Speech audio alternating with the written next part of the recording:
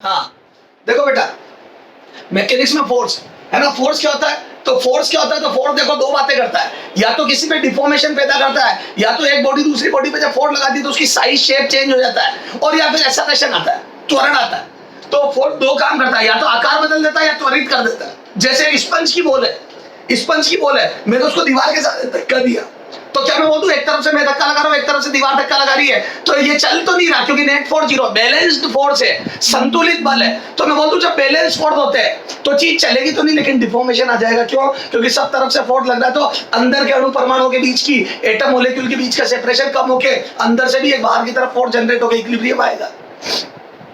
बोलो, तो या तो फोर्स डिफॉर्मेशन करता है और या फिर चीजों को एक्सेलरेट करता है। एक्सेलरेट कैसे करता है, त्वरित कैसे करता है, आप धक्का लगाओगे और दूसरा रोकने वाला कोई नहीं होगा, मतलब अनबैलेंस्ड फोर्स। तो there are two type of force, balanced and unbalanced. तो मैं बोलता हूं अगर मैं फोर्स लगाऊंगा तो वो चीज एक्सेलरेट होगी।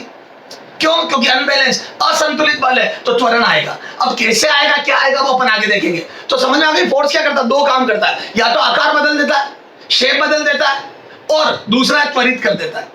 तो यही लिखा है। तो फोर्स क्या होता है, फोर्स एक ऐसी चीज होती है जो या तो ऑब्जेक्ट में डिफॉर्मेशन या आकार बदल विरूपण लाती है, और या फिर त्वरित करती है। क्लियर है? तो कुछ भी लिखने की जरूरत नहीं आपको, बस आप देखते जाओ, फोटो खींचते जाओ, ठीक है। हिंदी इंग्लिश सब साथ में। फोर्स एक वेक्टर क्वांटिटी है, सदिश राशि है। क्या है फोर्स?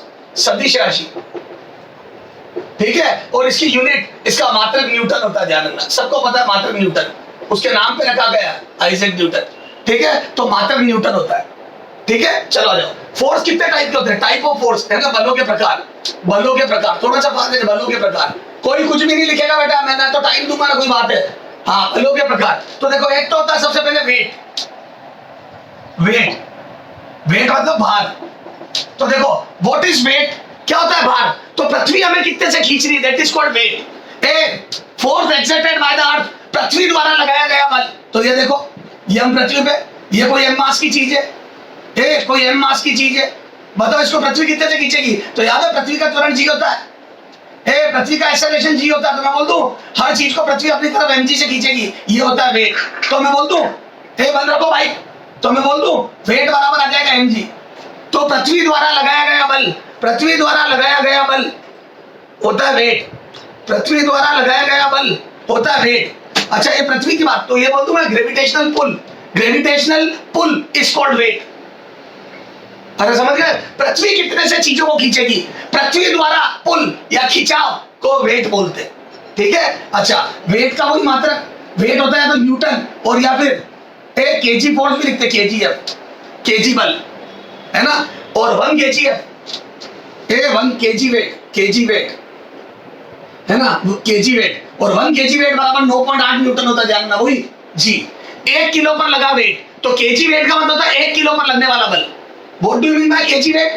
1 किलो पर बल, 1 किलो पर फोर्स, 1 किलो पर पृथ्वी द्वारा फोर्स, 1 किलो पर पृथ्वी का आकर्षण, 1 किलो पर पृथ्वी का आकर्षण, का अट्रैक्शन, पृथ्वी का अट्रैक्शन। तो ध्यान रखना, 1 केजी वेट मतलब क्या होता है बेटा, 1 किलो पर पृथ्वी का आकर्षण, और वो होता है 9.8, ध्यान रखना।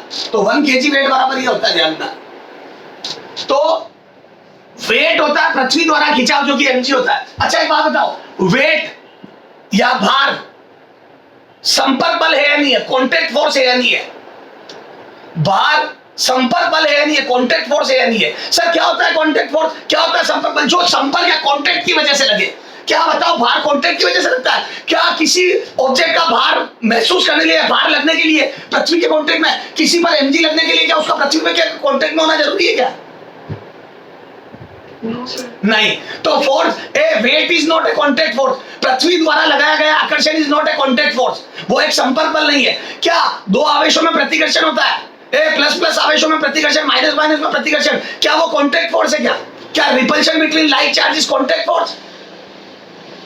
नहीं। तो ध्यान रखना, electrostatic force is not a contact force, weight is not a contact force. तो स्थिर विद्युत की प्रतिकर्षण आकर्षण भी संपर्क बल नहीं है, और भार भी संपर्क बल नहीं है, ठीक है। तो पहला बताया मैंने भार, समझ में आ गया भार क्या होता है।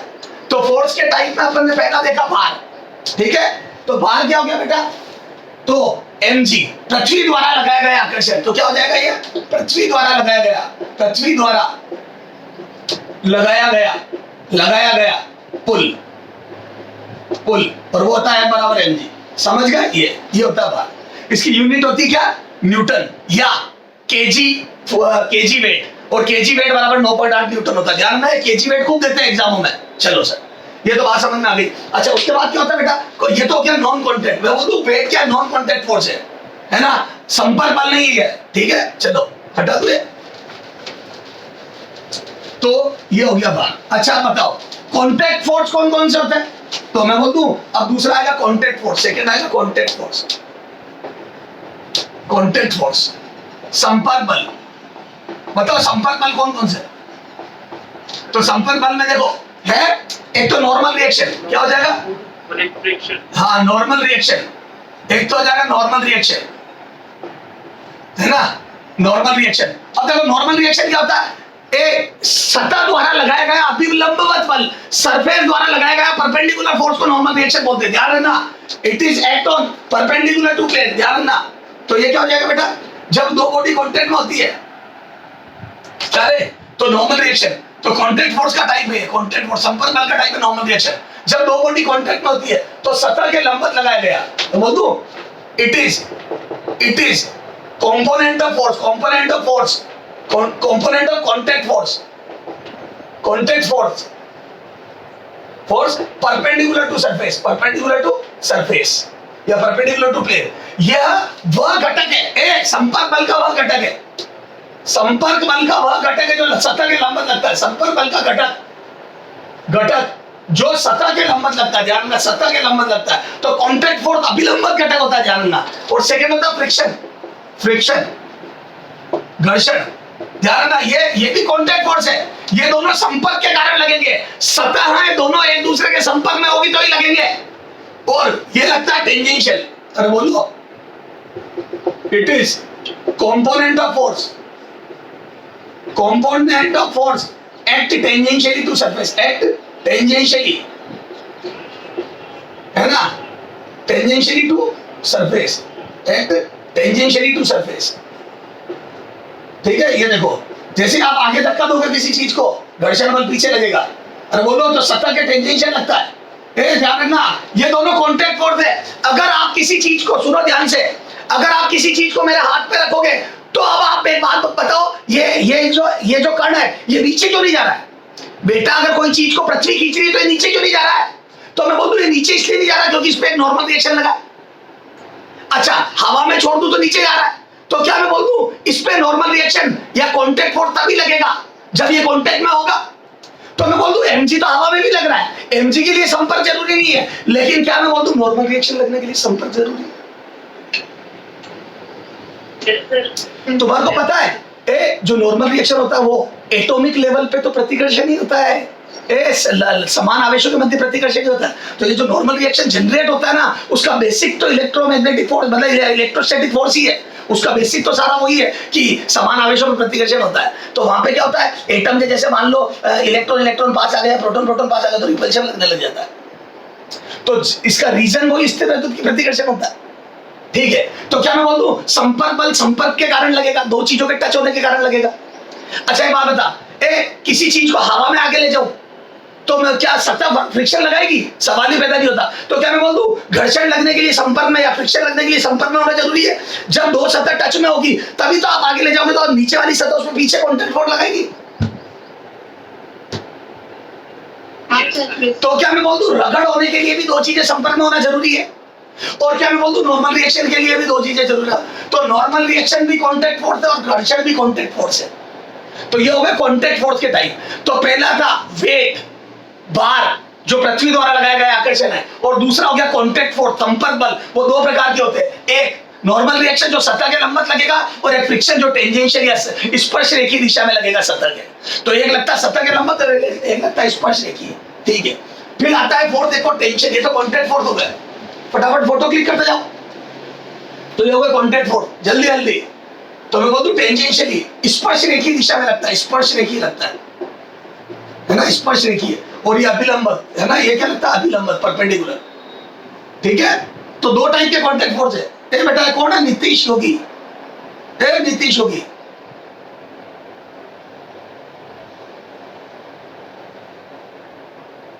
हाँ, तो टेंशन, तनाव। अगला क्या बेटा? टेंशन, तनाव। अगला फोर्स होता है बेटा टेंशन, तनाव। क्या होता है टेंशन? बताओ सर, बोलते हैं जिंदगी में टेंशन फोर्स क्या होता है? बोलो। टेंशन। तीसरा आ गया टेंशन, तनाव। तो बोलूं this is force exerted by the रस्सी, रस्सी द्वारा लगाया गया बल। रस्सी द्वारा फोर्स, रस्सी द्वारा फोर्स। तो टेंशन होता है रस्सी, रस्सी की टाइटनेस की वजह से जो फोर्स लगता है, रस्सी की टाइटनेस से जो फोर्स लगता है, रस्सी द्वारा लगाया गया बल। ठीक है, रस्सी द्वारा लगाया गया बल का तनाव बोलते हैं। चौथा स्प्रिंग फोर्स। बोलो क्या होता है स्प्रिंग फोर्स? बेटा अभी सुनना ध्यान से, स्प्रिंग फोर्स। बोलो क्या होता है स्प्रिंग फोर्स? स्प्रिंग द्वारा लगाया गया, स्प्रिंग द्वारा लगाया गया बल, स्प्रिंग द्वारा लगाया गया बल।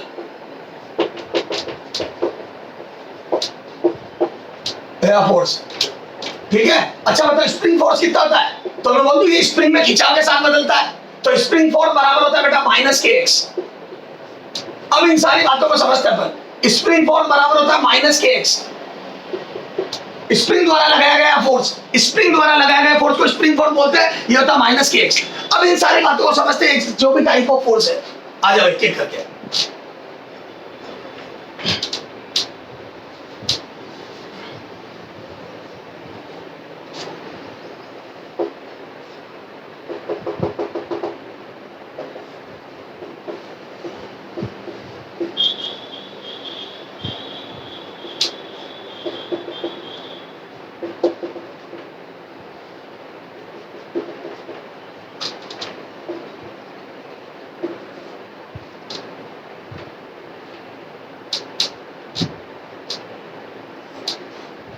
हाँ,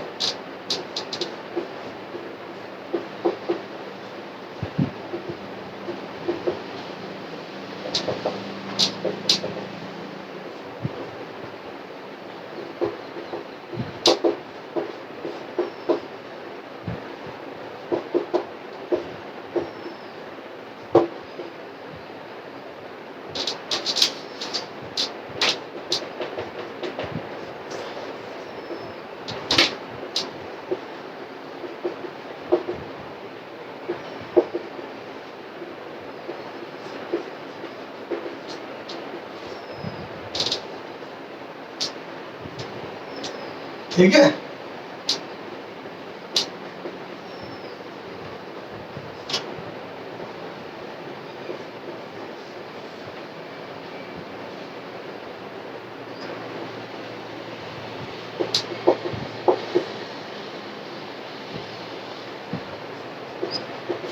हाँ चलो, अभी तो देखो एक एक करके समझते बेटा। ये तो रामायण थी, अभी तक जो बात करी वो रामायण थी। अच्छा बताओ ये क्या है बेटा? तो ये 2 किलो का कण है, हर फोर्स को समझते हैं। 2 किलो का कण है, क्या है? 2 किलो के पार्टिकल को पृथ्वी खींच रही है क्या अपनी तरफ?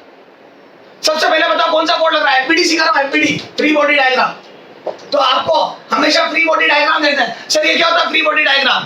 आप हर चीज को आइसोलेटेड कर दो। ये सुनना आप ध्यान से, अब चालू हो रहा मामला।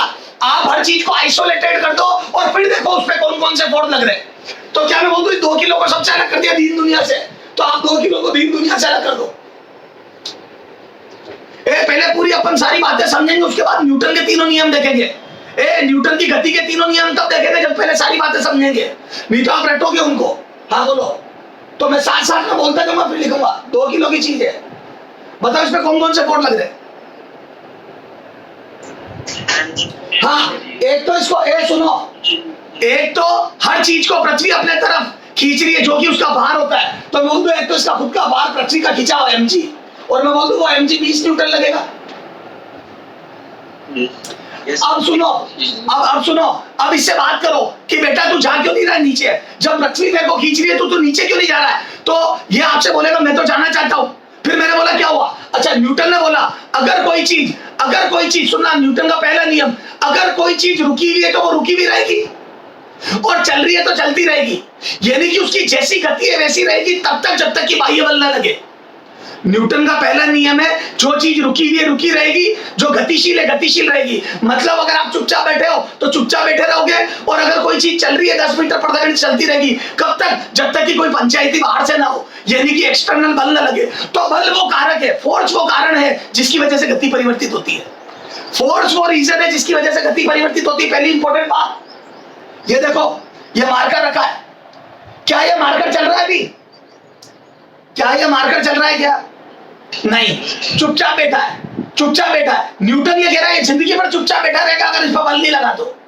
अगर आपने इस पे फोर्स नहीं लगाया तो जिंदगी भर चुपचाप बैठा रहेगा। मैंने देखा, मैंने कहा देखें न्यूटन की बात देखते हैं। मैं 1 घंटे तक खड़ा रहा, वास्तव में मार्कर चुपचाप रहा, और जैसे ही मैंने आगे की तरफ फोर्स लगाया वास्तव में चलने लग गया। ये देखो ना, जैसे आगे की तरफ। तो न्यूटन ने बोला चीज रुकी है तो रुकी रहेगी, चल रही है तो चलती रहेगी, अगर आप फोर्स नहीं लगाते तो। नहीं लगाते तो, लगाओगे तो गति परिवर्तित होगी। तो पहला नियम कहता है फोर्स नहीं लगाने से कुछ भी नहीं होगा, जैसा है वैसा रहेगा, जैसा है वैसा रहेगा। स्टेट ऑफ मोशन, गति की अवस्था नहीं बदलेगी। कई बच्चे पता है क्या बोलते हैं, अगर किसी चीज पे नेट फोर्स है तो वो रुका हुआ रहेगा। नहीं, वो जैसा था वैसा रहेगा। अगर वो पहले से 10 से चल रहा तो 10 से चलता रहेगा, रुका क्यों रहेगा? तो 10 से चल रहा तो 10 से चलेगा, रुका है तो रुका रहेगा, मतलब गति परिवर्तित नहीं होगी। तो पहला नियम कहता है गति परिवर्तित नहीं होगी अगर फोर्स नहीं लगा तो। दूसरा कहता है फोर्स लगा तो क्या होगा। दूसरा ये बताता है फोर्स लगा तो क्या होगा। तो दूसरा नियम कहता है अगर फोर्स लगा तो गति परिवर्तित होगी, और लगाया गया फोर्स गति में परिवर्तन की दर, rate of change of momentum, उस गति को मैं मोमेंटम से डिफाइन करता हूं, वेलोसिटी से नहीं। तो दूसरा बल ये कहता है अगर फोर्स लगा तो गति परिवर्तित होगी, अगर फोर्स लगा तो गति परिवर्तित होगी। सर आप ये बोल दो ना फोर्स लगा तो त्वरित होगा, सर आप ये बोल दो ना फोर्स लगा तो एक्सेलरेट होगा। नहीं, एक्सेलरेट भी हो सकता है, रिटार्डेशन भी हो सकता है, चीज तेज भी हो सकती है, धीरे भी हो सकती है। अगर आपने गति की दिशा में बल लगा दिया, आगे जा रहे और आगे बल लगा दिया तो तेज होगा, और कोई चीज आगे जा रही है 10 मीटर पर सेकंड से और आपने बल पीछे लगा दिया तो धीरे होगा। तो क्या मैं बोल दूं फोर्स गति परिवर्तित करता है, तेज नहीं करता है, धीरे भी कर सकता है। फोर्स गति परिवर्तित करता है, सिर्फ तेज नहीं करता, धीरे भी करता है। अगर डायरेक्शन में फोर्स लगे तो तेज करता है, और विपरीत फोर्स लगे तो धीरे करता है। अरे दूसरा नियम कहता है फोर्स वो कारण है, फोर्स गति परिवर्तित होने का कारण है। फोर्स वो रीजन है जिसके कारण मोशन चेंज होता है। मैं भी एक्सेलरेट, मैं भी रिटार्डेशन। फोर्स तेज भी कर सकता है, चीजों को धीरे भी कर सकता है। बताओ तेज कब करेगा? जब गति की दिशा में, मोशन की डायरेक्शन में लगेगा। धीरे कब करेगा?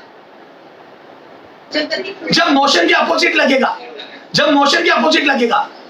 समझ में आ गई? अच्छा, फोर्स सिर्फ गति को तेज और धीरे ही नहीं करता है, फोर्स दिशा भी परिवर्तित करता है। तो तीसरी बात होती है फोर्स अगर लंबवत लगता है तो डायरेक्शन चेंज करता है, फोर्स अगर परपेंडिकुलर अप्लाइड होता है तो डायरेक्शन चेंज करता है। जैसे जैसे वृत्ताकार गति, सर्कुलर मोशन में पार्टिकल की गति। अब वो देखो, सर्कुलर मोशन में पार्टिकल तो सीधा सीधा जाना चाहता है, लेकिन अंदर वाला फोर्स उसकी दिशा बदल के सर्कल पे उसको बात भी कर देता है कि वो सर्कुलर मोशन करे। तो क्या मैं बोलूं सर्कुलर मोशन में जो टेंशन होती है वो लंबवत परपेंडिकुलर लगती है, और वो न तो तेज करती है न धीरे, सिर्फ दिशा बदलती है। बोलो, तो क्या मैं बोल दूं लंबवत फोर्स डायरेक्शन चेंज करता है। ठीक है साहब, तो परपेंडिकुलर फोर्स। तो पहला नियम है कि चीज चल रही है तो चलती रहेगी, रुकी है तो रुकी रहेगी अगर फोर्स ना लगाए। दूसरा है अगर फोर्स लगाओगे तो गति परिवर्तित होगी। अच्छा अब सुनो, हल्की चीजें गति आराम से परिवर्तित करा लेती है। जैसे 2 किलो का कण, 2 kg का पार्टिकल 10 से जा रहा है तो उसको रोकना आसान है, बजाय इसके 2 किलो का पार्टिकल 10 से जा रहा है तो कम फोर्स में रुक जाएगा, बजाय इसके कि 10 किलो का 10 से जा रहा है। 2 किलो का 10 से जा रहा है और 10 किलो का 10 से जा रहा है तो गति 10 की परिवर्तित मुश्किल से होगी। अरे 10 किलो वाले को रोकना थोड़ा मुश्किल है। इस चीज को बोलते हैं जिसका भार ज्यादा होता है उसका इनर्शिया ज्यादा होता है, उसका जड़त्व ज्यादा होता है। तो क्या मैं बोलूं इनर्शिया वस्तु की वो प्रॉपर्टी जिससे वो गति का विरोध करता है। इनर्शिया या जड़त्व वस्तु की वो प्रॉपर्टी है जिससे वो गति का विरोध करता है, मोशन का अपोजिशन करता है, मोशन में चेंजेस, गति में परिवर्तन का विरोध करता है, सॉरी मोशन में चेंजेस का अपोज करता है। एक 10 किलो की वस्तु, एक 10 kg का ऑब्जेक्ट अगर 10 से जा रहा है, एक 10 kg का ऑब्जेक्ट अगर 10 से जा रहा है तो वो 10 से ही जाना चाहता है। 10 kg का ऑब्जेक्ट 10 से जा रहा है तो 10 से ही जाना चाहता है। अब आपको गति परिवर्तित करनी तो फोर्स लगाना पड़ेगा, मोशन चेंज करना तो फोर्स लगाना पड़ेगा। और 2 किलो की चीज 10 से जा रही है तो वो 10 से ही जाना चाहती है, उसका भी मोशन चेंज करना तो फोर्स लगाना पड़ेगा। पर भारी वस्तु के लिए ज्यादा फोर्स लगाना पड़ेगा, भारी वस्तु के लिए, भारी ऑब्जेक्ट के लिए ज्यादा फोर्स चाहिए। Yes, sir. अरे बोलो, चलो अब सुनना ध्यान से। तो पहला नियम, दूसरा, अच्छा तीसरा नियम क्या होता है बेटा? Action reaction. हर एक्शन का एक रिएक्शन होता है। Every action has an equal and opposite reaction. हर क्रिया की एक प्रतिक्रिया होती है जो बराबर व विपरीत होती है। हर क्रिया की एक प्रतिक्रिया होती है जो बराबर और विपरीत होती है। मतलब मैंने आपके एक लपड़ मारी खींच के, अगर मैंने आपके एक लपड़ मारी खींच के तो आपके गाल पे लपड़ लगी तो आपका गाल यूं जाएगा। आपके गाल पे लपड़ लगी यानी कि फोर्स लगा तो आपका गाल यूं जाएगा। क्यों? क्योंकि बल की दिशा में गति होगी। फोर्स लगता है तो गति परिवर्तित होती है। अच्छा मैं बोलूं आपके लपड़ लगा तो एक प्रतिक्रिया बल लगेगा, आपके हाथ पे भी झटका लगेगा। क्या मैं बोल दूं आपके गाल पे लपड़ लगा तो आपका गाल यूं जाएगा और आपका हाथ यूं जा रहा था, एकदम तेज था, तो मैं बोल दूं फोर्स लगा इसलिए आपका हाथ धीरे होकर रुक गया। तो आपके हाथ पे भी फोर्स लगा, कितना? जितना आपने मेरे गाल पे लगाया उतना आपके हाथ पे लगा। तो क्या मैं बोल दूं मेरे गाल पे एक्शन लगा, आपके हाथ पे रिएक्शन लगा। मेरे गाल पे क्रिया लगी, आपके हाथ पे प्रतिक्रिया लगी। ये न्यूटन ने बोला ये बराबर होती है, बिल्कुल एग्जैक्ट बराबर। 10 न्यूटन तो 10 न्यूटन, और विपरीत होती है। तो क्रिया की प्रतिक्रिया बराबर व विपरीत होती है, तीसरा नियम है। Yes, sir. अच्छा सुनो, क्या क्रिया प्रतिक्रिया दोनों एक ही कण पे लग रही है? क्या एक्शन रिएक्शन एक ही पार्टिकल पे लगते हैं?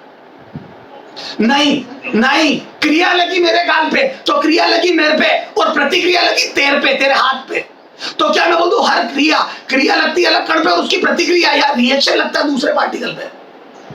तो एक्शन लगता है एक पार्टिकल पे और रिएक्शन लगता है दूसरे पार्टिकल पे। जिसने एक्शन लगाया उस पर रिएक्शन लगता है, जिस कण ने एक्शन लगाया है उसके ऊपर रिएक्शन लगेगा। बोलो। एक्शन का असर मेरे पे आएगा, रिएक्शन का असर सामने वाले पे आएगा। तो क्या मैं बोलूं एक्शन का असर मेरे गाल पे आया वो चलने लग गया, और रिएक्शन का असर उसके हाथ पे आया वो रुक गया। चलो अब आ जाओ, अब इन तीनों नियमों को पहले समझते हैं फिर लिखेंगे। आ जाओ क्वेश्चनों से। अब सारी इंपॉर्टेंट बातें। चलो ये तो थी रामायण, ये रामायण खत्म हो गई। अच्छा बताओ न्यूटन के नियमों को समझते हैं ये इधर देख, और सारे तीनों फोर्स को समझते हैं। आ जाओ इसका एमपीटी बनाते हैं। सॉल्यूशन पहले का। अच्छा 2 किलो का पृथ्वी कितने से खींचती है? पहला बल पृथ्वी द्वारा लगाया गया आकर्षण को तो गुरुत्वाकर्षण भार बोलते हैं। तो बोल दो इस पे एमजी लग रहा 20 न्यूटन, एमजी लग रहा 20 न्यूटन। अच्छा बताओ इसका एक्सेलरेशन कितना है, इसका त्वरण कितना है? यहां पे देख के बताओ क्या ये कण चल रहा है? क्या ये कण चल रहा है क्या? No sir. तो मैं यहाँ पे लिख दूं एक्सेलरेशन 0 है। कण अगर चल नहीं रहा है एक्सेलरेशन 0 है। क्या न्यूटन ने बोला था कि अगर किसी चीज की गति परिवर्तित नहीं हो रही है, अगर किसी पार्टिकल का मोशन चेंज नहीं हो रहा है तो उस पर नेट फोर्स 0 होगा, उस पर कोई फोर्स नहीं लगेगा। न्यूटन का पहला नियम, न्यूटन का फर्स्ट लॉ, अगर किसी चीज का मोशन चेंज नहीं हो रहा है या उसका मोशन परिवर्तित नहीं हो रहा है तो नेट फोर्स 0 होगा। तो क्या मैं बोल दूं उस पर नेट फोर्स 0 होगा? Yes. बताओ नेट फोर्स 0 होगा। तो मुझे एक फोर्स तो mg दिख गया, बताओ दूसरा कौन सा फोर्स लग रहा है? मुझे तो दिख ही नहीं रहा, मुझे नजर ही नहीं आ रहा। बता दूसरा कौन सा फोर्स है? हाँ सुनो बेटा चुप हो जाओ। सुनो क्या मैं बोल दूं इस सतह के संपर्क में, क्या मैं बोल दूं ये कण सतह के संपर्क में, इस सरफेस के टच में, तो क्या मैं बोल दूं अगर कोई चीज किसी दूसरे के टच में होती तो संपर्क बल लगता है, कांटेक्ट फोर्स लगता है। क्या मैं बोल दूं कांटेक्ट फोर्स मुझे कभी नजर नहीं आएगा, तो मैं बोल दूं यहाँ पे नहीं नजर आने वाला फोर्स लग रहा है, and that is contact force. क्या मैं बोल दूं उसको वो कांटेक्ट फोर्स नॉर्मल रिएक्शन है, सतह के लंबवत लगेगा, तो दिस इज नॉर्मल रिएक्शन।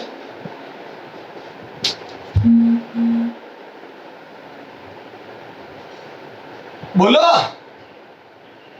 तो नॉर्मल रिएक्शन ठोस सतह द्वारा सतह के लंबवत लगाया गया बल होता है। अच्छा नार्मल रिएक्शन की वैल्यू कभी डायरेक्ट पता नहीं पड़ेगी, नॉर्मल रिएक्शन अपने आप को एडजस्ट करता है, नाम ही उसका रिएक्शन है, नाम ही उसका रिएक्शन है, वो एक्शन के हिसाब से लगता है। तो क्या मैं बोल दूं ये वाला कण अपने भार से पृथ्वी को दबा रहा था, तो इस संपर्क सतह ने ऊपर नॉर्मल रिएक्शन लगाया। बताओ ये कितने से दबा रहा था? तो मैं बोल दूं ये 20 से दबा रहा था, तो मैं बोल दूं नॉर्मल रिएक्शन 20 लगेगा। तो यहाँ लिख दूं मैं, यहाँ लिख दूं कुल बल 0 करना है तो n mg के बराबर ऊपर की तरफ होगा, तो मैं बोल दूं n का मान 20 आएगा। तो क्या मैं बोल दूं नॉर्मल रिएक्शन है 20 के हिसाब से व्यवहार करा। अगर यहीं पे मैं 2 की जगह 5 किलो रख दूं तो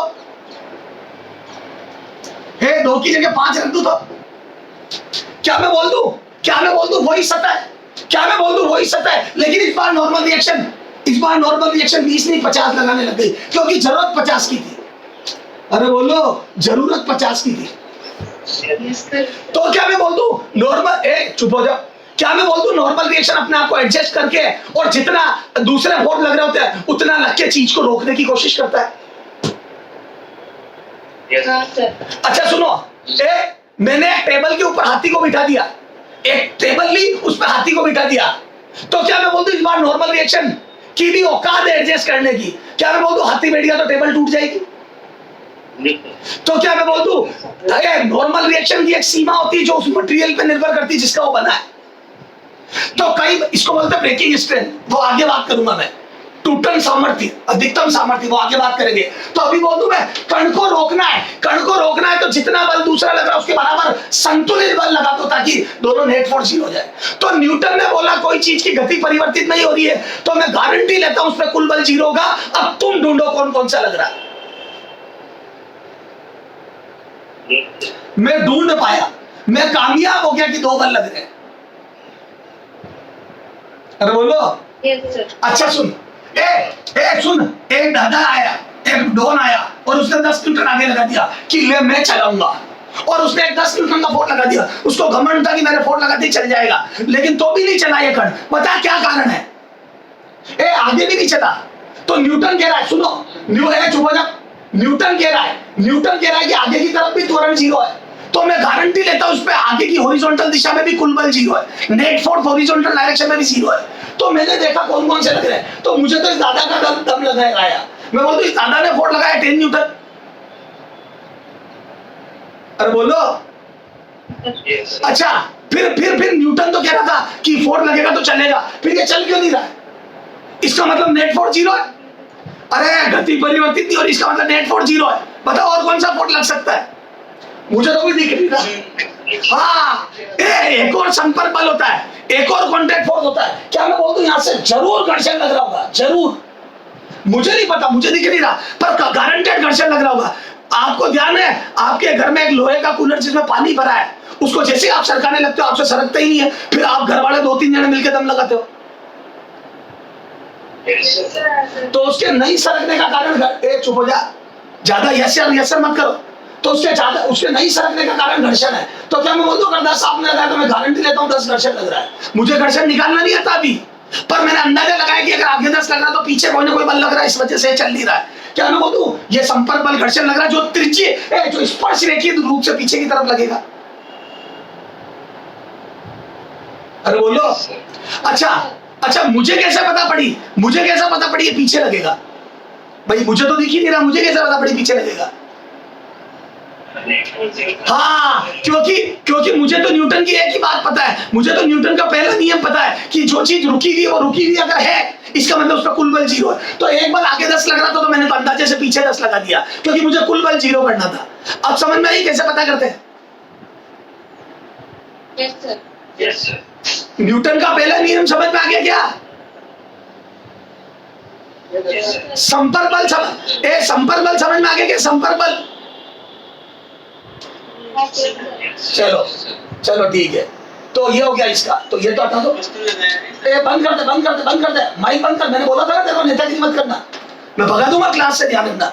हाँ, तो 10 नीचे लग रहा नॉर्मल रिएक्शन, नीचे 50 तो ऊपर 50 खत्म। चुपचाप बैठो। हाँ, यहाँ पे बताओ, इसमें बोलो इसको और कितने से खींच रही है? ये पहला हो गया। इसको पृथ्वी कितने से खींच रही है? 3 किलो को। हाँ, तो इसका एमपीडी बना रहा हूं, तो मैं बोल दूं 3 किलो का पृथ्वी खींच रही है। सिर्फ मैं बोलूंगा ना तभी बात करोगे, बाकी चुप रखना अपने माइक को, नहीं तो मैं भगा दूंगा, ध्यान रखना। तो mg लग रहा है 30।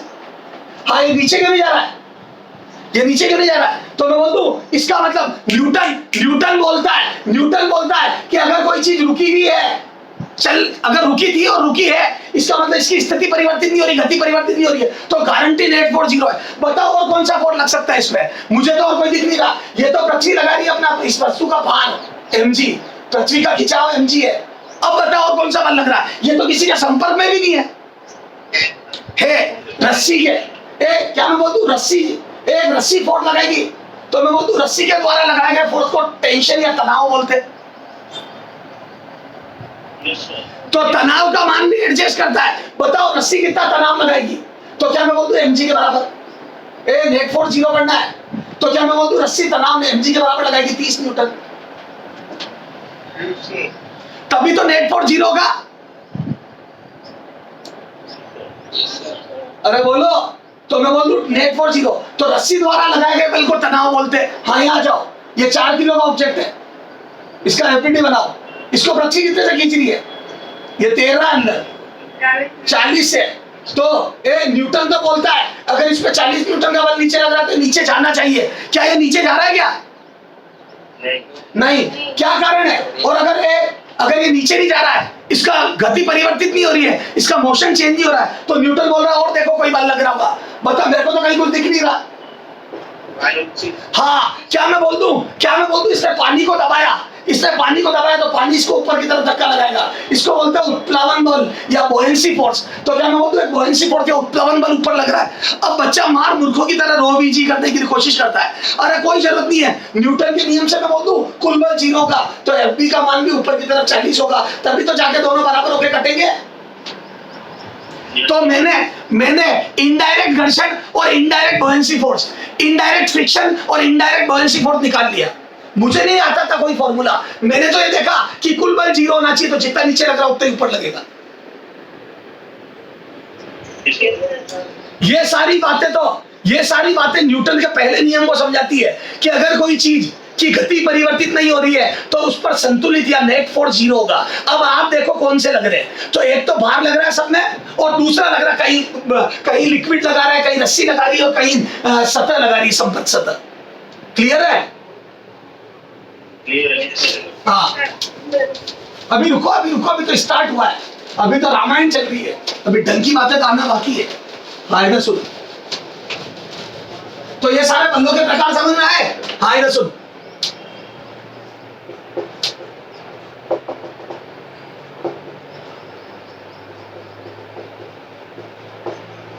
हाँ बोलो। ये इक्विलिब्रियम है, इक्विलिब्रियम साम्य में।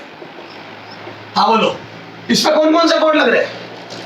आ जाओ, स्टार्ट हो गया पूरा अपने रामायण। हाँ बोलो, इस पे कौन कौन से फोर्स? ये साम्य में इक्विलिब्रियम है, तो मैं बोलूं इक्विलिब्रियम का मतलब क्या? इसका एक्सेलरेशन 0 है। त्वरण क्या होता है आपने पढ़ा होगा, एक्सेलरेशन मतलब गति में परिवर्तन, वेलोसिटी में परिवर्तन। तो मैं इसकी वेलोसिटी बदल ही नहीं रही है, 0 है, 0 थी, 0 रहेगी।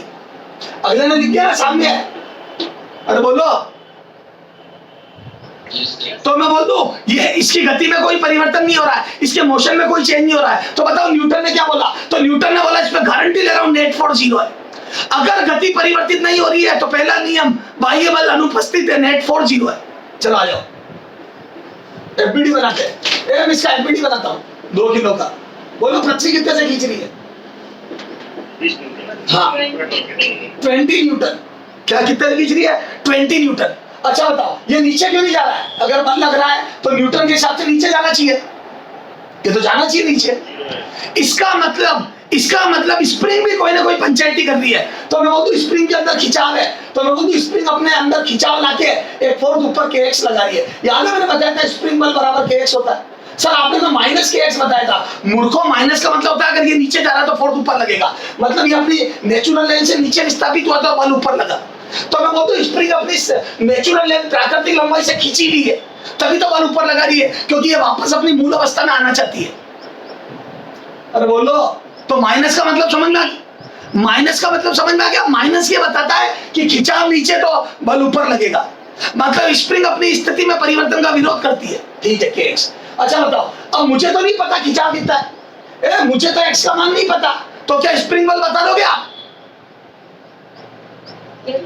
हाँ k तो पता है, एक्स नहीं पता, कोई बात नहीं, मैं खिंचाव और दूसरे तरीके से बता दूंगा। सर दूसरे तरीके से कैसे? न्यूटन के हिसाब से अगर चीज नहीं चल रही है तो नीचे 20 है तो ऊपर भी 20 होगा। बोलो जी सर। Yes sir. क्योंकि अगर किसी चीज की गति नहीं होती तो उसमें परिणामी बल शून्य होता है, कुल बल 0 होता है। अरे बोलो। अच्छा, क्या आप अब स्प्रिंग में खिंचाव बता दोगे? यस। कैसे?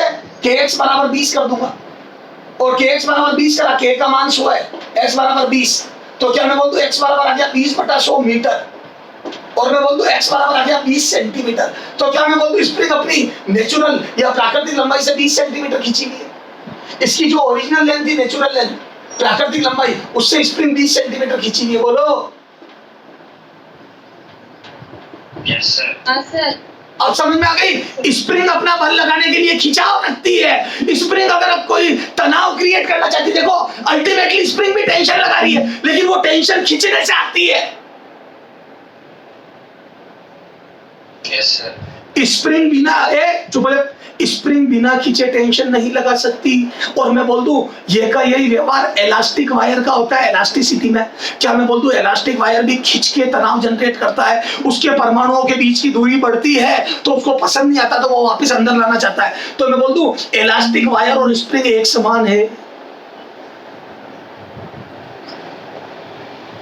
Yes sir.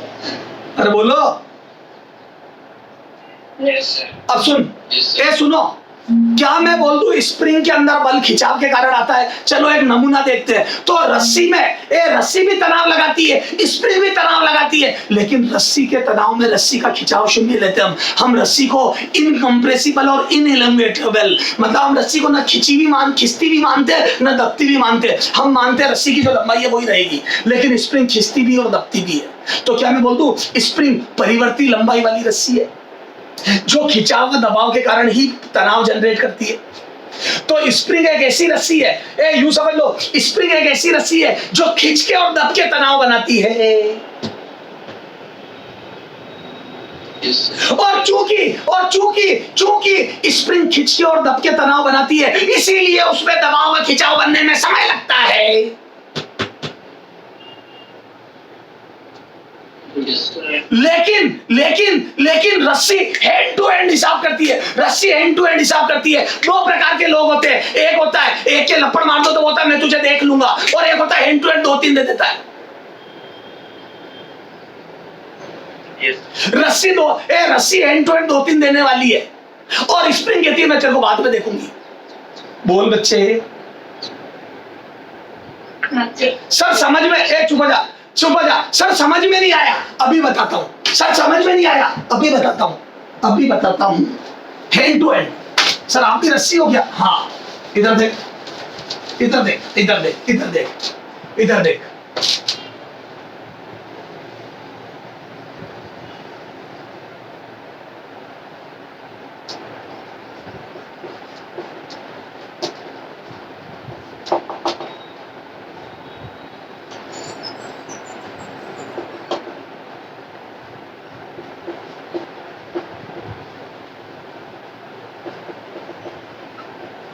हाँ सुनना, देख 2 चित्र बनाए, चित्र 1 और चित्र 1, चित्र 1 और चित्र 2 देख। चित्र 1 और चित्र 2 दिख रहे हैं क्या सबको? तो बोलो ना यार। हाँ, अब इस पे 5 किलो का कण हुक से फंसा दिया और यहाँ पे भी 5 का फंसा दिया। क्या मैं बोल दूं अभी दोनों प्राकृतिक लंबाई में है? अरे दोनों अपनी मूल अवस्था में है। अब जैसे मैंने 5 किलो का हुक में ये कण फंसा के छोड़ दिया, तो बताओ जैसे ही कण फंसा के छोड़ा, क्या मैं बोल दूं ये कण नीचे जाएगा? बताओ इसका त्वरण बताओ, इस 5 किलो का त्वरण बताओ, इस लेफ्ट वाले का 1 का। इसको फंसा के छोड़ दिया, अंदर डाल के छोड़ दिया, यहाँ पे बताओ इसका त्वरण कितना आएगा? 0। इसका त्वरण हैंड टू हैंड 0। सर कैसे 0? क्या मैं बोल दूं जैसे ही फंसा के छोड़ा, जैसे हुक में फंसा के छोड़ा, क्या मैं बोल दूं इस पे mg नीचे रखने लगेगा 50 जो लग रहा था पहले ही, तो क्या मैं बोल दूं तनाव इमीडिएटली 50 हो किसको बोलेगा? कहां जा रहा है? हैंड टू हैंड 50 बिना खिंचाव के। तो क्या मैं बोल दूं रस्सी hand to hand tension transmit कर देती है अपने पूरी रस्सी में। कैसे करती वो आगे समझाऊंगा, थोड़ा ज्ञान होने दो पहले। तो क्या मैं बोल दूं हैंड टू हैंड 50 का तनाव? Yes sir. अब समझ में आई मैं क्या कह रहा था? हैंड टू ऊपर चढ़ दिए सामने वाले के। Yes sir. हाँ यहाँ आ जा, ए इसमें फंसा के छोड़ा। बताओ अब बताओ क्या होगा। तो बोलूं 5 किलो पे नीचे तो mg 50 लगेगा। बताओ ऊपर kx कितना लगेगा इसमें kx?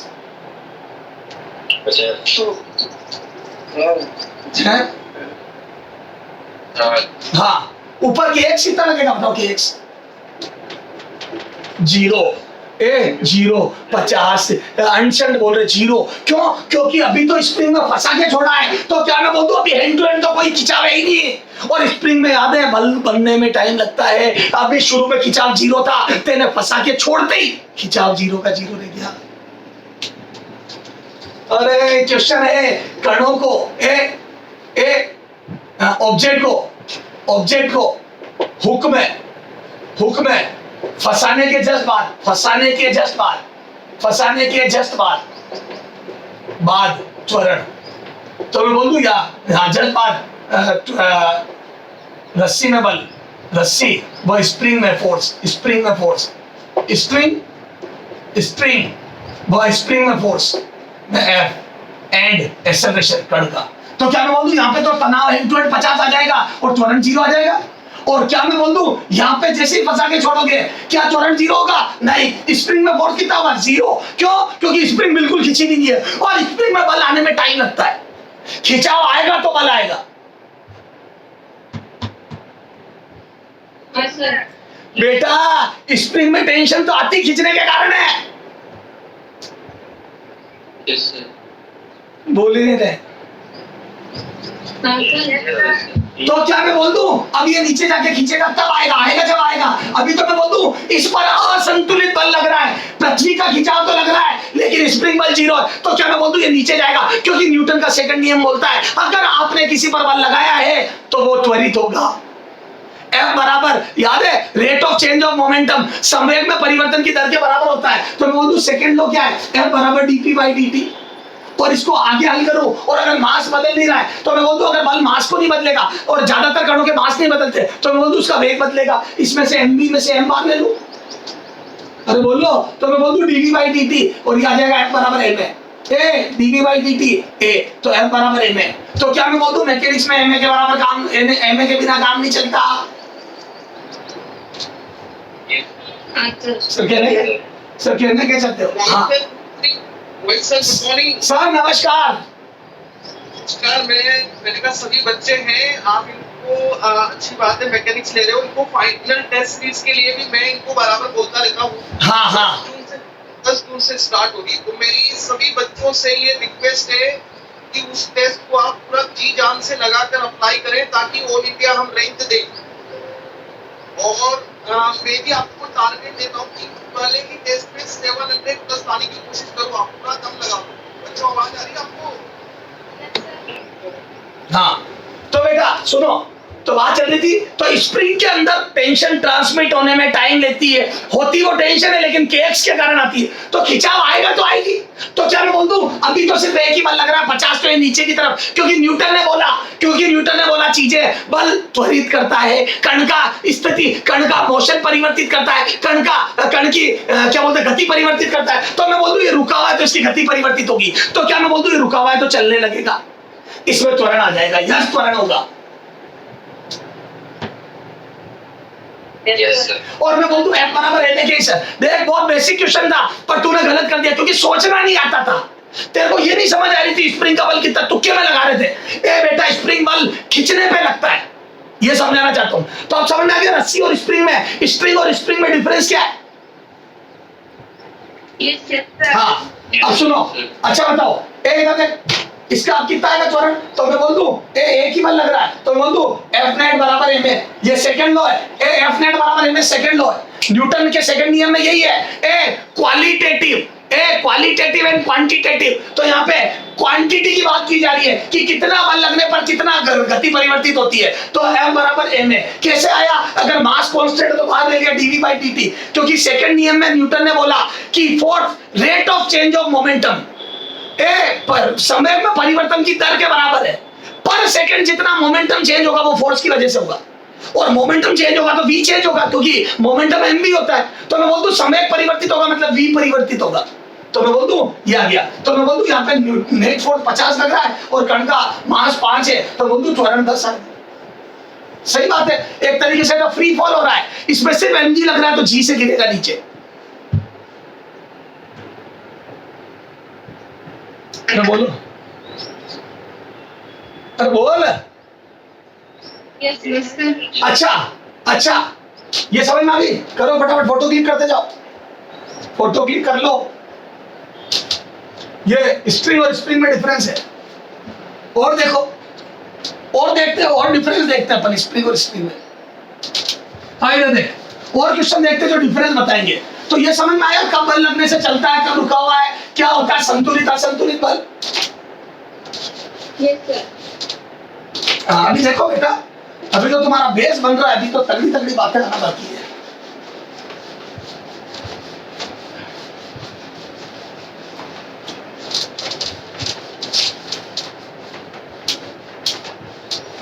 हाँ हाँ इधर देखो,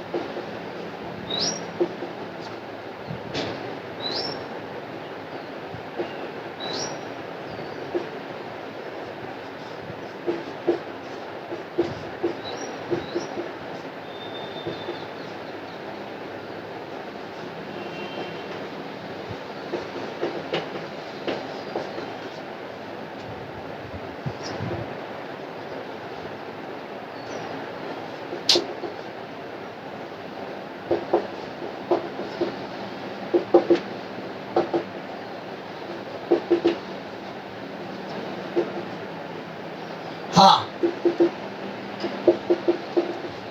T1 T2 N1 N2 बताओ यहाँ पे नॉर्मल रिएक्शन।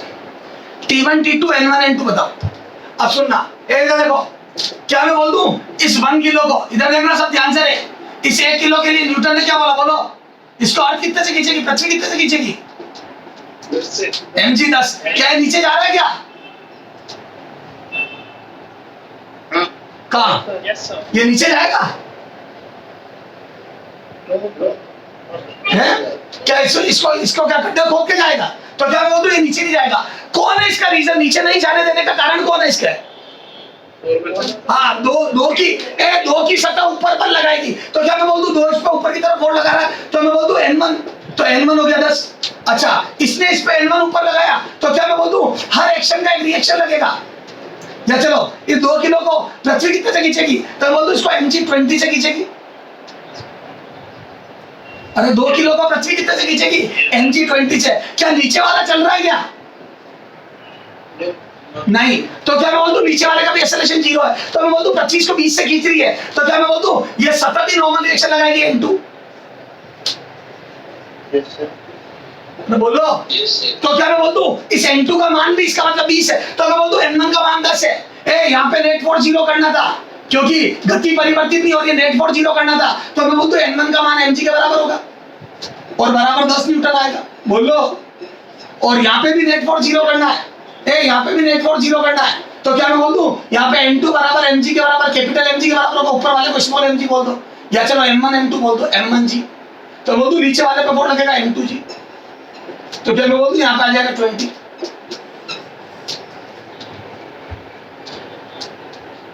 बोलो। Yes sir. गलत है, गलत है। अब सुनो सुनो सुनो, अरे सुन तो ले, कई बच्चे रट रट के बोलते हैं m1 प्लस m2g। कभी ऐसे मत बोलना m1 प्लस m2g, क्योंकि आगे मैं जिसमें बताऊंगा क्वेश्चन उसमें नॉर्मल रिएक्शन m1g से भी ज्यादा हो जाएगा। सुनना हुआ क्या था, इसने इसको रोका ऊपर बल लगा के, तो ये इस पर रिएक्शन लगाएगा N1। इसने इस पे एक्शन लगाया तो ये इस पे रिएक्शन N1 लगाएगा। इस एक्शन का रिएक्शन है। अच्छा सर ऐसा थोड़ी होता है, मैं तेरे को फील करवाता हूँ। तेरे घर में गद्दा, बिस्तर, यहाँ पे आपके पलंग के ऊपर गद्दा रखा है, यहाँ पे गद्दे पे आपने बायोलॉजी की बुक रखी है, तो याद है गद्दे पे अगर बायोलॉजी की बुक रखते हो तो क्या गद्दा ऐसा दिखाई देता है आपको? क्या गद्दा ऐसा सीधा दिखाई देता है? दब जाता है। दब जाता है। तो ये बात तो सबको पता है, गद्दा थोड़ा सा दब जाता है। अरे बोलो, तो गद्दा थोड़ा दब जाता है। क्या कारण है गद्दे के दबने का? हाँ, बायोलॉजी की बुक ने इसको दबाया। सुनना ध्यान से, क्या मैं बोल दूं बायोलॉजी की बुक का अगर मान लो 5 किलो की थी, सुनना ध्यान से हो, तो मैं बोल दूं पृथ्वी इस पे 50 का बल लगा रही थी। बायोलॉजी की बुक को पृथ्वी 50 से खींच रही थी, और मैं बोल दूं ये बायोलॉजी की बुक नीचे इसलिए नहीं गई क्योंकि गद्दे ने इसको रोका, दम लगा के ऊपर की तरफ n बराबर 50। तो मैं बोल दूं बायोलॉजी पे 50 नीचे लग रहा था, तो गद्दे ने n ऊपर लगा के रोका 50 से। तो मैं बोल दूं एक्शन ये इसने रोकने के लिए n बराबर 50 लगाया। अब मैं बोल दूं बायोलॉजी की बुक तो रुक गई, पर गद्दे ने जो बल लगाया, तो मैं बोल दूं इसने गद्दे ने इसके ऊपर 50 ऊपर लगाया एक्शन। तो बोल दूं यहाँ पे जो नॉर्मल रिएक्शन है, क्रिया प्रतिक्रिया, जो यहाँ पे कांटेक्ट फोर्स है नॉर्मल रिएक्शन 50, तो गद्दे ने इस पे लगाया, तो ये भी गद्दे पे लगाएगा। तो क्या मैं बोल दूं जो गद्दे पे भी बल लगेगा, तो मैं बोल दूं ऊपर गद्दे ने ऊपर लगाया तो गद्दे पे रिएक्शन, गद्दे पर उसका रिएक्शन लगा n। और याद है हर एक्शन का बराबर का विपरीत प्रतिक्रिया होती है, हर क्रिया की बराबर व विपरीत, हर एक्शन का इक्वल और अपोजिट रिएक्शन होता है। तो बोल दूं वो रिएक्शन फोर्स 50। तो क्या मैं बोल दूं बायोलॉजी की बुक का भार n में समा गया और वो n इस पे लग गया। बायोलॉजी की बुक का भार n के बराबर हो गया और वो n इस पे लग गया प्रतिक्रिया।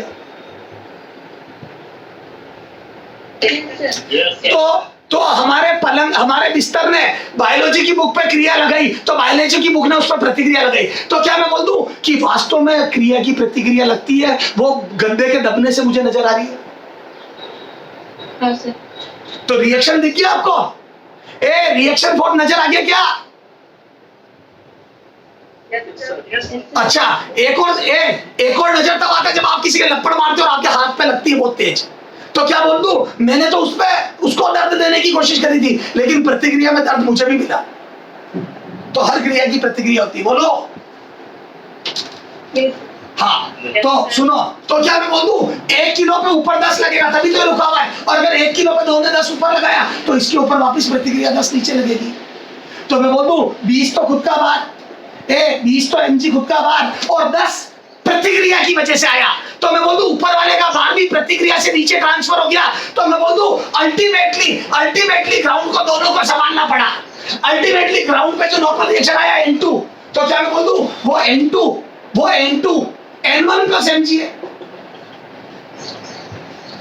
अरे बोलो, क्या मैं बोल दूं यहाँ पे जो प्रतिक्रिया लगेगी ग्राउंड की, वो एक तो n2g को भी संभालेगी और एक n1 की प्रतिक्रिया को भी संभालेगी। ये n1 की प्रतिक्रिया प्लस n2g दोनों को संभालेगी। Yes, sir. अरे ग्राउंड पे लगने वाला n2 n1 की प्रतिक्रिया प्लस mg दोनों को संभालेगा। तो क्या मैं बोल दूं n2 का मान, हाँ क्या मैं बोल दूं n2 का मान, एक तो n1 हो गया इसकी प्रतिक्रिया 10 प्लस m2g, तो m2g का मान हो गया 20। तो क्या मैं बोल दूं नीचे 30 लगेगा। क्या मैं बोल दूं दोनों के भार के बराबर और प्रतिक्रिया लगेगी ग्राउंड पे। यहाँ पे जो कॉन्टैक्ट फोर्स लगेगा वो दोनों के भार के बराबर लगेगा। Yes, sir. ऊपर वाले का भार कैसे ट्रांसफर हुआ समझ में आई? कैसे ट्रांसफर हुआ? हाँ इससे अगर ये हवा में होता तो इस 1 kg को हवा में छोड़ता तो अब बताओ यहाँ कितना लग रहा है? 20। हाँ 20। अब 30 नहीं लगेगा, क्योंकि प्रतिक्रिया है, क्योंकि इसने इस पे कोई फोर्स लगाया नहीं तो इसकी प्रतिक्रिया लगी नहीं। Yes, sir. पक्का? अरे बोलो। Yes, sir. हाँ यहाँ आ जाओ। इसको अर्थ कितने से, यहाँ पे टेंशन T1 T2 यहीं पे बीडी बना रहा हूँ। बोलो 1 किलो को पृथ्वी कितने से खींच रही है? हाँ 10 क्या है, नीचे जा रहा है क्या? तो एक्सेलरेशन 0। न्यूटन ने क्या बोला, अगर किसी चीज की गति परिवर्तित नहीं हो रही है तो वो तो बल संतुलित है, संतुलित बल है, बैलेंस फोर्स है। तो नीचे 10 लग रहा था, T1 कंफर्म 10 होगी। Yes sir. अच्छा, क्या मैं बोल दूं ये जो 10 लगा है रस्सी में तनाव है, रस्सी में खिंचाव के कारण लगता है। अब बच्चे टेंशन की डायरेक्शन को लेकर परेशान रहते हैं, टेंशन की डायरेक्शन हमेशा दिमाग से सोची जाती है। तो मैं बोल दूं नीचे अगर 10 लग रहा है तो ऊपर लगनी पड़ेगी टेंशन, तो ऐसे मुझे टेंशन की डायरेक्शन पता पड़ी। तो मैं बोल दूं रस्सी में तनाव 10 ऊपर है, और मैं बोल दूं अगर ये नीचे जाना चाहता तो यहाँ पर खिंचाव ऊपर लगा है, ये इस जगह पर खिंचाव ऊपर लगा है, तो बोल दूं यार टाइटनेस यहाँ पे नीचे लगेगी। अरे ये लटका हुआ तो नीचे लगेगी। तो मैं बोल दूं 2 किलो पे 2 किलो पे एक तो इसका प्रतिक्रिया, इस एक्शन का रिएक्शन नीचे लगेगा T1, ये देखो ना T1 10, और मैं बोल दूं खुद का भार 20 लगेगा। तो मैं बोल दूं एक तो लगेगा खुद का भार 20 और एक लगेगा इस T1 का रिएक्शन 10। तो मैं बोल दूं यहाँ पे जो T2 होगी वो टोटल हो जाएगी कितनी, और इसका भी मोशन नहीं हो रहा है। क्या मैं बोल दूं ऊपर वाले की गति परिवर्तित नहीं हो रही है, तो 20 तो खुद का और 10 तनाव के क्रिया की प्रतिक्रिया, तो मैं बोल दूं 30। क्या मैं बोल दूं इस रस्सी की वजह से इसका भार भी ट्रांसफर हो गया, क्या मैं बोल दूं इस रस्सी की वजह से इसका भार भी ट्रांसफर हो गया वाया तनाव। तो क्या मैं बोल दूं क्या मैं बोल दूं इस रस्सी को दोनों का भार संभालना है। सर सुनना ध्यान से, सर ऐसा थोड़ी होता, सुनो ध्यान से, इधर देख, थोड़ा इधर सरका। 1 किलो 2 किलो है ना, ये T1 T2 पता करना था, T1 T2 ठीक है। सुनना हो, ये 1 किलो था, पृथ्वी इसको खींच रही थी mg बराबर 10 से, तो यहाँ T1 लगा था और ये त्वरण 0 था, तो मैंने बोल दिया था T1 बराबर भी 10 हो जाएगा mg के बराबर, ठीक है। फिर यहाँ T2, तो इसका T1 का रिएक्शन इसने इस पे यूं लगाया, यहाँ खिंचाव ऊपर लगेगा तो यहाँ खिंचाव नीचे लगेगा। तो मैं बोल दूं देखो एक ही रस्सी में तनाव की डायरेक्शन जब जहाँ चाहिए उस हिसाब से लगाते 10, और मैं बोल दूं इसका mg 20 लगेगा। बोलो ना, इसका भी तो mg है, बोल दूं इसका mg 20, तो बोल दूं कुल 20 + 10 30 हो गया, और इसका त्वरण 0 है, तो बोल दूं यहाँ पे तनाव T2 30 हो गया। तो बोलो, तो मैं बोल दूं इस वाले तनाव की वजह से मैं बोल दूं इसका भार यहाँ ट्रांसफर हो गया और खुद का 20 + 10 30 हो गया। अरे बोलो, तो मैं बोल दूं ये रस्सी इन दोनों को संभाल रही है। अब कई लोगों को लगता है यार ऊपर वाली रस्सी पे दोनों का भार कैसे ट्रांसफर हो गया है, इसका भार यहाँ कैसे हो गया। तो एक काम कर, इसको काट के देख ले, काट दे बीच में से, अगर ये यहाँ कटा होता है या अटैच नहीं होता, अब बता तनाव कितना होता ऊपर 20, क्योंकि अब इस रस्सी को सिर्फ 20 को ही संभालना है। तो मैं बोल दूं नेट फॉर 0 करने के लिए टेंशन 20 हो जाती।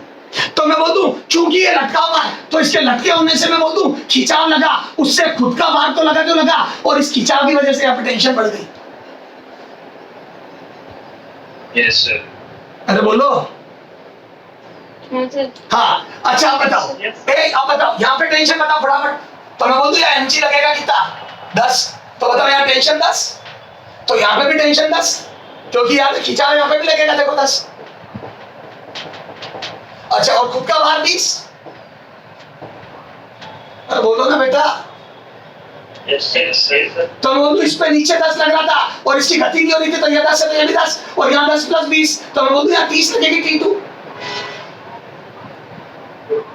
तो क्या मैं बोल दूं स्प्रिंग खींची हुई होगी, अगर ये साम्यावस्था में पूरा लिखा है तो मैं बोल दूं स्प्रिंग खींची हुई होगी, और मैं बोल दूं स्प्रिंग के अंदर टेंशन 30 होगी दोनों के भार के बराबर, क्योंकि स्प्रिंग दोनों को संभाल रही है। सर स्प्रिंग तो सिर्फ 2 को ही तो संभाल रही है, इसको कैसे संभाल रही है। मैं बोल दूं इस कनेक्शन की वजह से, क्योंकि ये दोनों रस्सी से बंधे हुए, तो मैं बोल दूं ये रस्सी से जुड़े हैं, तो मैं बोल दूं इसका भार भी यहाँ ट्रांसफर हो गया वाया दिस T1।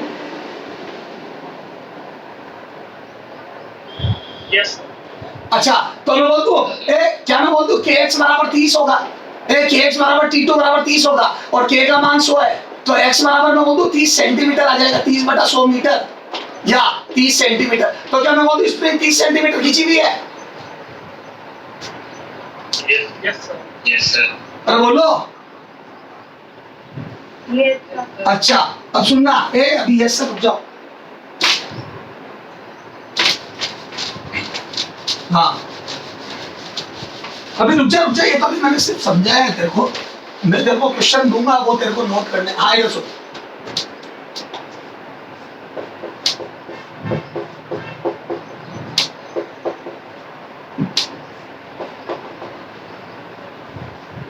वापिस इसकी बात कर रहा हूँ, 1 किलो 2 किलो के का मान 100 न्यूटन पर मीटर, ठीक है। हाँ बताओ T1 T2 कितना बताया था आपने, डायरेक्ट लिख दो। अब एफबीडी नहीं बना रहा, बोलो फटाफट T1 T2। तो बोल दू T1 10 जो इसको संभाल रहा है, T2 30 डायरेक्ट बोल दू दोनों को संभाल रहा है। तो यहाँ पे T1 10 जो इसको संभाल रहा है और T2 30 जो दोनों को संभाल रहा है। Yes, sir. अब सुनो, ये इधर सुन, अब मैंने इसको यहाँ से रस्सी काट दी, दोनों को कट कर दिया। बताओ काटने के जस्ट बाद, काटने के तुरंत बाद, रस्सी काटने के तुरंत बाद, काटने के तुरंत बाद, तुरंत बाद बताओ क्या होगा, तुरंत बाद, है ना, क्या होगा? चुपचाप सोच लो, तुरंत बाद क्या होगा? इससे तेरे को समझ में आएगी स्प्रिंग का व्यवहार। काटने के तुरंत बाद क्या होगा? रस्सी और स्प्रिंग में अंतर समझ में आएगा। तो क्या मैं बोल दूं, यहाँ पे भी तनाव 30 है, क्या मैं बोल दूं जैसे ही काटा मैंने, काटने के तुरंत बाद, क्या मैं बोल दूं पहला पार्ट ये फर्स्ट और ये सेकेंड, क्या मैं बोल दूं पहले पार्ट में काटने के तुरंत बाद जैसे ही मैंने काट दिया, तो मैं बोल दूं ये 1 किलो तो नीचे गिरने लगेगा, ये रस्सी काट दी, तो बोल दूं 1 किलो तो तुरंत नीचे गिरने लगेगा जी से। अरे क्योंकि mg लगेगा, एक ही बार लगेगा mg, अरे यार रस्सी का तनाव, तो मैं बोल दूं ये तो तुरंत नीचे गिरने लगेगा, और यहाँ पे लगेगा 20 mg, यहाँ mg लगेगा 20। हाँ तो यहाँ तनाव कितना होगा बोलो? हाँ इमीडिएटली 20, इमीडिएटली 20 हो जाएगा उसका तुरंत 0 का। तो क्या मैं बोल दूं रस्सी में तनाव अचानक से 30 से 20 हो गया, हैंड टू हैंड। हाँ यहाँ जाओ, इसको काट दिया, इसको काटने के बाद बताओ, तो मैं बोल दूं ये तो ढीला होकर नीचे गिरने लग जाएगा 1 किलो तो कितना, वही जी से। हाँ यहाँ बताओ, हाँ अब यहाँ पे तो नीचे लगेगा 20, नीचे लगेगा 20 और ऊपर kx का मान 30 रहेगा, क्योंकि स्प्रिंग अभी भी 30 खींची हुई है। याद है मैंने इसमें खिंचाव निकाला था 30 सेंटीमीटर, तो क्या मैं बोल दूं अभी भी स्प्रिंग 30 सेंटीमीटर खींची हुई है, तो मैं बोल दूं kx का मान 30 ही रहेगा, क्योंकि ये परिवर्तित होने में समय लेगा। ये ब्लॉक पहले ऊपर जाएगा तो खिंचाव कर देगा।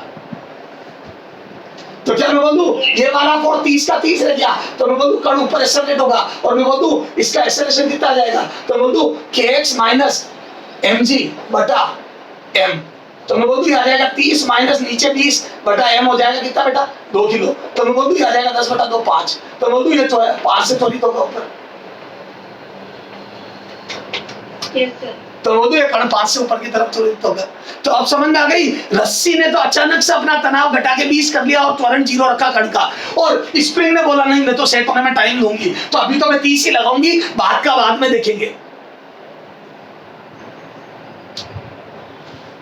Yes, sir.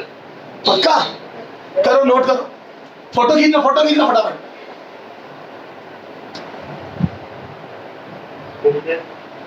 फोटो क्लिक कर लो। हाँ अब इधर देख, एक और देना ऐसा क्वेश्चन, इस स्प्रिंग पे खूब क्वेश्चन आते, ध्यान देना। हाँ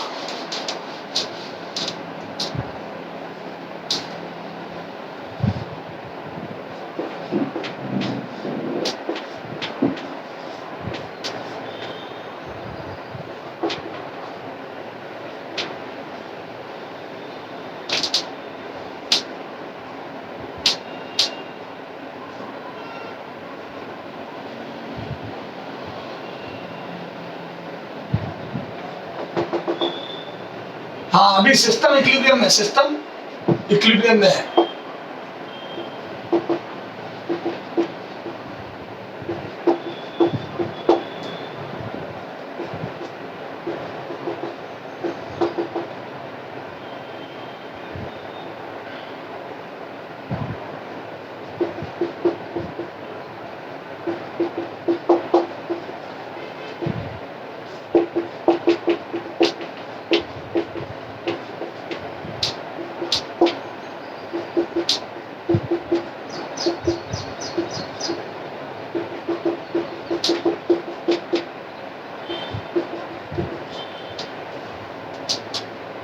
हाँ दोनों स्प्रिंग की स्प्रिंग नियतांक 100 है, तो एक तो सारे तनाव बताओ और एक दोनों स्प्रिंगों में खिंचाव बताओ।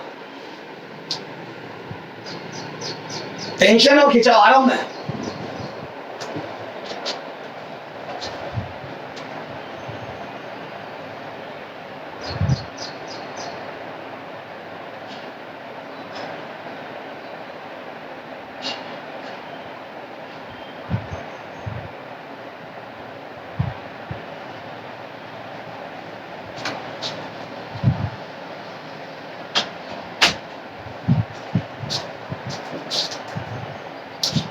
हाँ बोलो, हाँ T1 बोलो।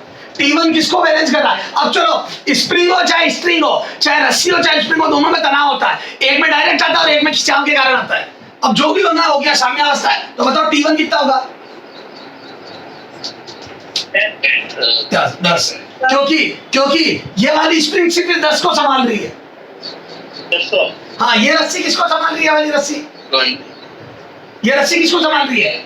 मैं बोल दूं, ये वाली रस्सी इसको प्लस इसको। सर इसको कैसे संभाल सकती है? ये रस्सी तो इससे जुड़ी हुई है। क्या मैं बोल दूं, ये रस्सी, नो डाउट ये वाली रस्सी इससे जुड़ी हुई है, पर मैं बोल दूं ये इससे भी तो जुड़ा हुआ है, इस रस्सी के थ्रू।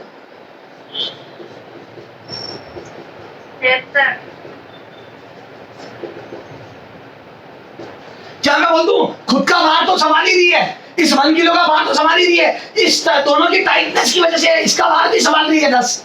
तो बोल दूं यहां जाएगा 20। अच्छा, ये किसको संभाल रहा है? T3 किसको संभाल रही है? वाली स्प्रिंग किसको संभाल रही है? सुनो, एक तो इस 20 को, एक तो इस mg बराबर 20 को, और एक मैं बोल दूं इस वाली टाइटनेस, जो यहाँ टाइटनेस है वो यहाँ पे भी है, और मैं बोल दूं वो T2 बराबर 20 है, और मैं बोल दूं ये वाली जो टाइटनेस है दोनों का भार है। यहाँ जो टाइटनेस है वो दोनों को संभाल रही थी। तो मैं बोल दूं अल्टीमेटली इन दोनों के भार, देखो इसका भार यहाँ आया इस रस्सी में, और मैं बोल दूं फिर इन दोनों का भार आया यहाँ पे इस रस्सी में। तो मैं बोल दूं यहाँ पर दोनों का भार आया इस रस्सी से, और मैं बोल दूं ये वाली टेंशन एक तो इसको संभाल रही है और एक इन दोनों के भार को जो कि यहाँ लगा था उसको संभाल रही है। तो बोल दूं ये T3 तीनों के भार को संभाल रही है। 20 1 2 1 1 4 40 न्यूटन। बेटा रस्सी के थ्रू, रस्सियों के थ्रू भार ट्रांसफर होता है। तो मैं बोल दूं यहाँ 10 था, वो इस T में आया, वो T यहाँ ट्रांसफर हुआ, तो 10 तो खुद का भार और 10 इसका भार रस्सी के थ्रू ट्रांसफर हो गया, 20 हो गया। फिर ये 20 तो इनका भार आया, 20 तो ये तनाव आया, फिर खुद का भार 20, तो 20 और 20 40 ट्रांसफर हो गया। अगर आपको देखना है भार ट्रांसफर होना है तो रस्सियां काट दो, आपको पता पड़ जाएगा वो भार गायब हो जाते हैं। अच्छा बताओ, अच्छा यहाँ टेंशन 10 थी, तो बताओ इसमें खिंचाव कितना होगा पहली वाली रस्सी में? तो मैं बोलूं सुनो, एक मिनट रुका, T1 का मान आया 10, T2 का 20 और T3 का आया 40 रेस्पेक्टिवली, क्रमशः, है ना? T1 आया 10, T2 आया 20 और T3 आया 40। पक्का? खिंचाव बोलो। तो क्या मैं बोल दूं खिंचाव के लिए सॉल्यूशन सेकंड, तो मैं बोल दूं इसके अंदर याद है स्प्रिंग में तनाव खिंचाव के कारण आता है, तो मैं बोल दूं Kx1 पहली स्प्रिंग में खिंचाव बराबर 10 होगा, क्योंकि पहली स्प्रिंग में जो खिंचाव है उसके कारण तनाव 10 आना चाहिए। तो Kx बराबर 10 कर दिया, K का मान 100 दिया हुआ है, तो मैं बोल दूं x1 बराबर आ जाएगा, x1 बराबर आ जाएगा बेटा 10/100 मीटर या 10 सेंटीमीटर। तो क्या मैं बोल दूं x1 बराबर 10 सेंटीमीटर आ गया। हाँ, अब आ जाओ सेकंड x2, Kx2 बराबर, बताओ ये Kx2 किसको संभाल रहा है? यहाँ पे जो खिंचाव है वो किसको संभाल रहा है? सबको इन सबको। तो मैं बोल दूं 40 आएगा, ये तीनों को संभाल रहा है, तो बोल दूं Kx2 बराबर 40, तो यहाँ से x2 बराबर 40/100 मीटर या x2 बराबर 40 सेंटीमीटर। तो क्या मैं बोल दूं नीचे वाली स्प्रिंग 10 सेंटीमीटर खींची हुई और ऊपर 40। Yes, sir. Yes, sir. बोलो ना बच्चों। हाँ, अगर मैं इसको काट दूं तो बीच में से। हाँ, अब तीसरा क्वेश्चन है, यदि रस्सी को काट दिया जाए, यदि बीच वाली रस्सी को काट दे,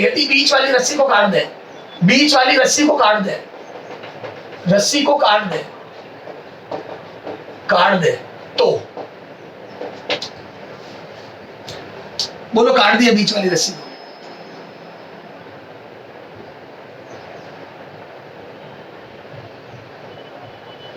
Answer 20. 20 सर। बीच वाली रस्सी को काट दे। तो सुनो, पहले ये फोटो क्लिक करो, इसका फोटो क्लिक करो, मैं हटा रहा हूं इसको।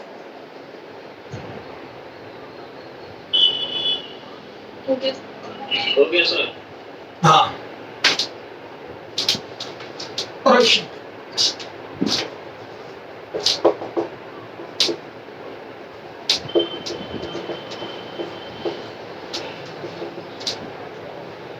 हाँ, अब सुनना, बीच वाली रस्सी को काट दे।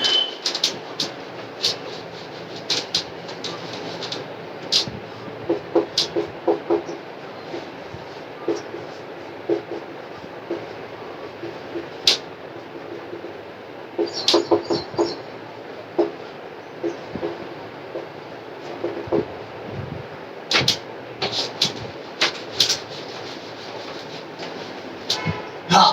अगर मैं बीच वाली रस्सी को काट दूं तो क्या मैं बोल दूं यहां से जैसी रस्सी काटी, तो बताओ ए इस 1 kg पे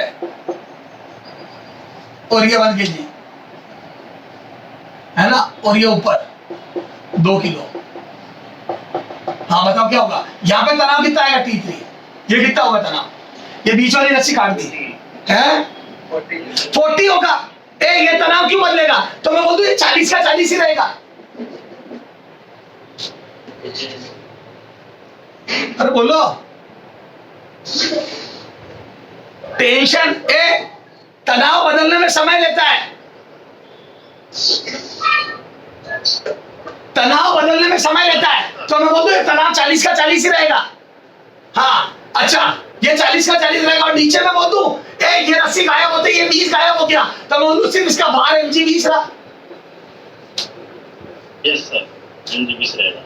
तो क्या मैं बोल दूं इन नीचे वाले दोनों के बाहर जो ट्रांसफर हो रखे रस्सी से वो गायब हो गया, क्योंकि रस्सी में से हैंड टू हैंड टेंशन बदल जाती है।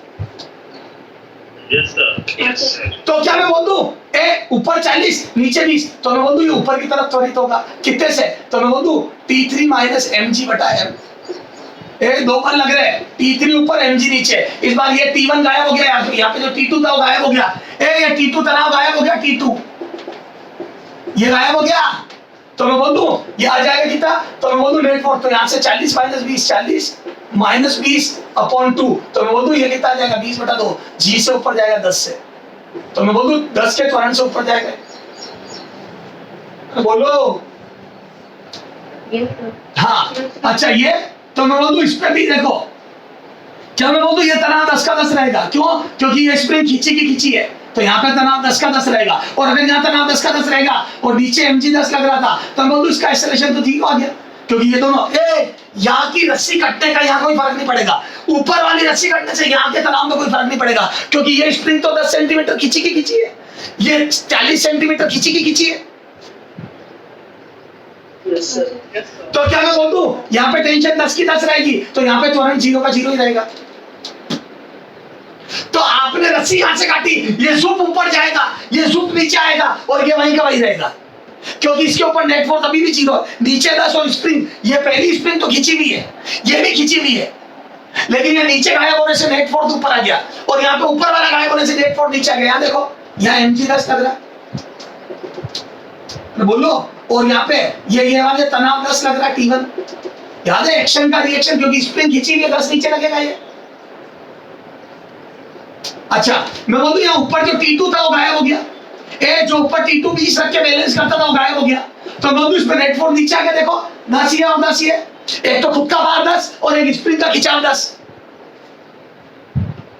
Yes sir. तो क्या मैं बोल दूं यहाँ पे आ जाएगा F नेट बराबर m है, और मैं बोल दूं यहाँ पे नेट फोर्स कितना लग रहा है, तो एक तो खुद का mg और एक T1 दोनों मिला के बराबर m है, तो यहाँ से मैं बोल दूं mg हो गया 10 और T1 हो गया 10 बराबर 1 है, तो यहाँ से मैं बोल दूं a बराबर 20 आ गया, तो a बराबर 20 आ गया, 20 मीटर पर सेकंड स्क्वायर नीचे की तरफ।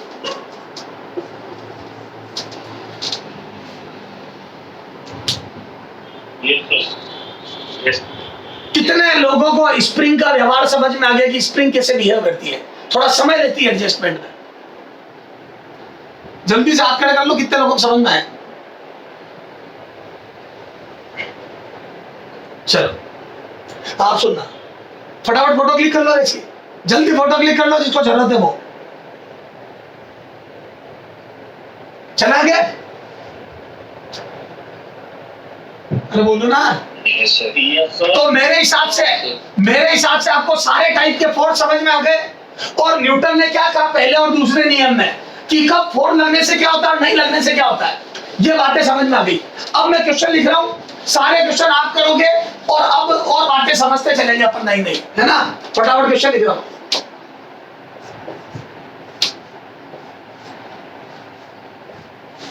अब बेटा स्पीड थोड़ी जबरदस्त कर लूंगा मैं अपनी।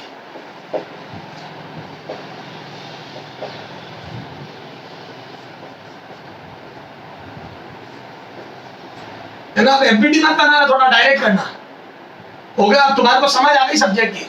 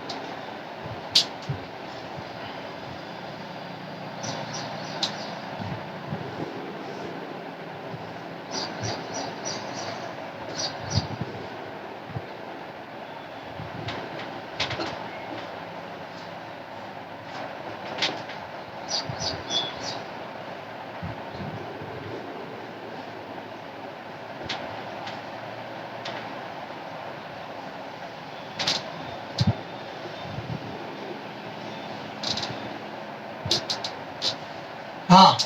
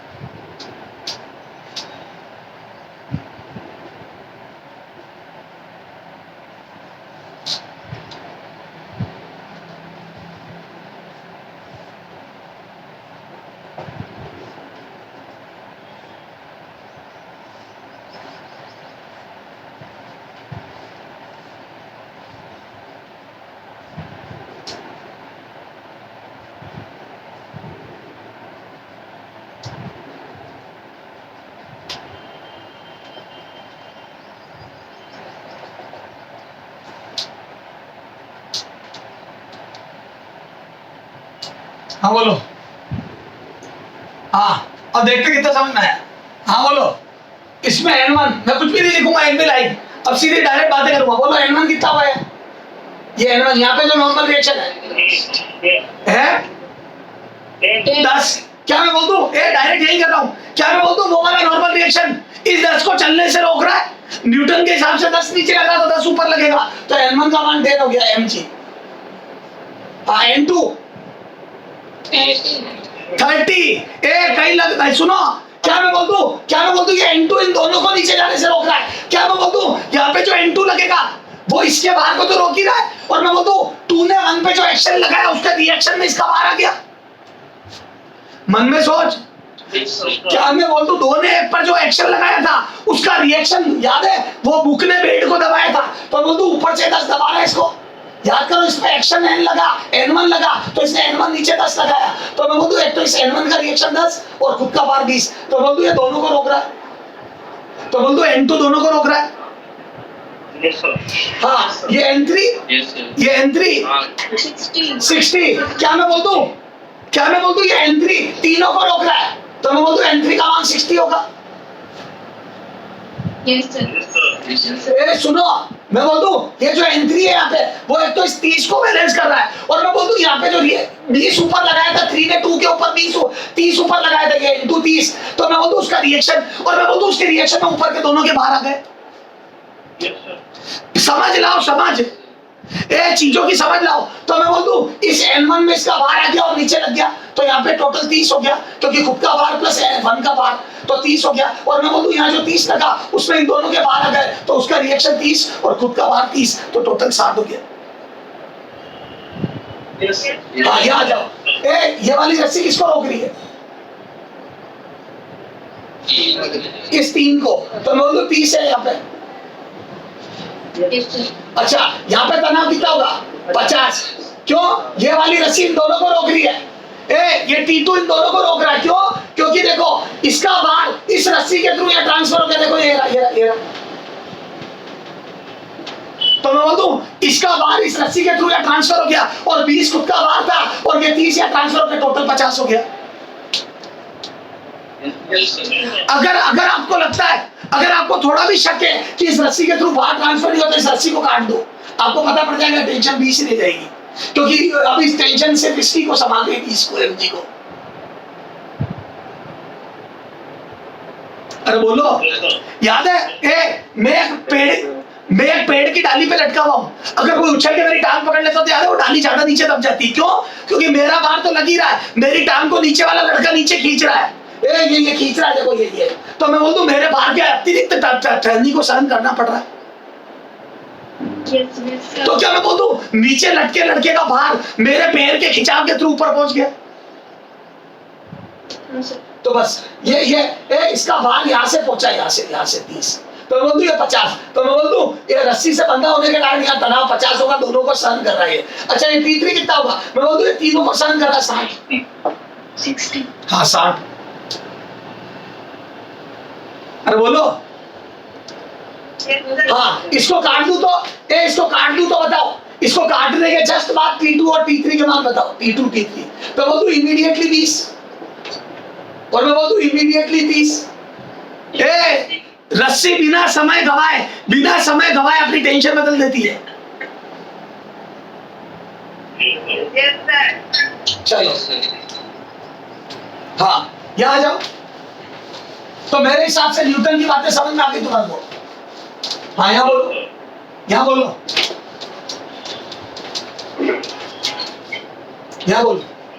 हाँ, इधर सुन, ये नीचे 10, ये यहाँ पर नॉर्मल रिएक्शन बताओ। तो बोल दो ये नीचे 10 लग रहा है, तो नीचे क्यों नहीं जा रहा है?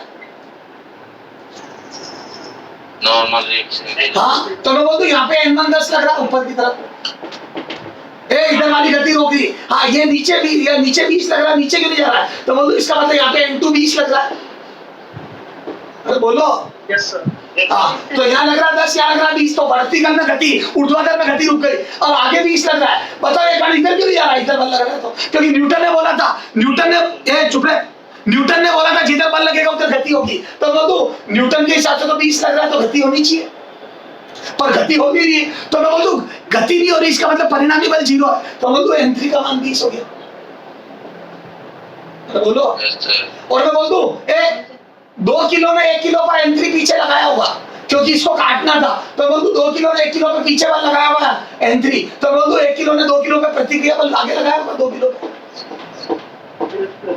अगर 2 किलो पे पीछे लगा होगा तो 2 किलो पे पीछे लगा, सॉरी 1 किलो पे पीछे लगा होगा तो 1 किलो पे पीछे क्रिया लगी होगी तो 1 ने 2 पे प्रतिक्रिया लगी होगी कितनी 20।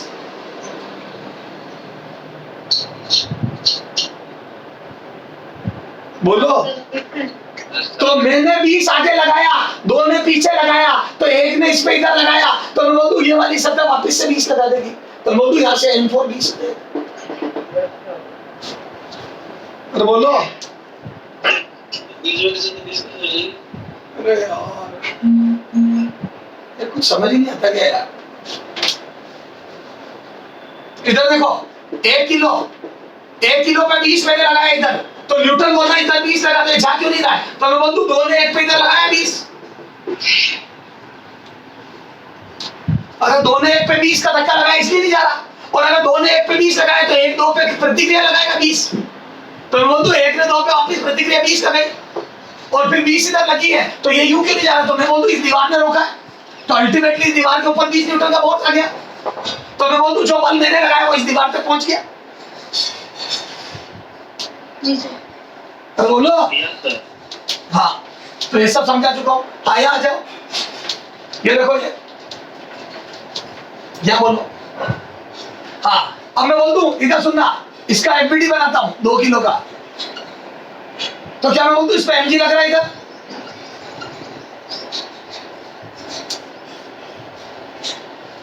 अरे बोलो।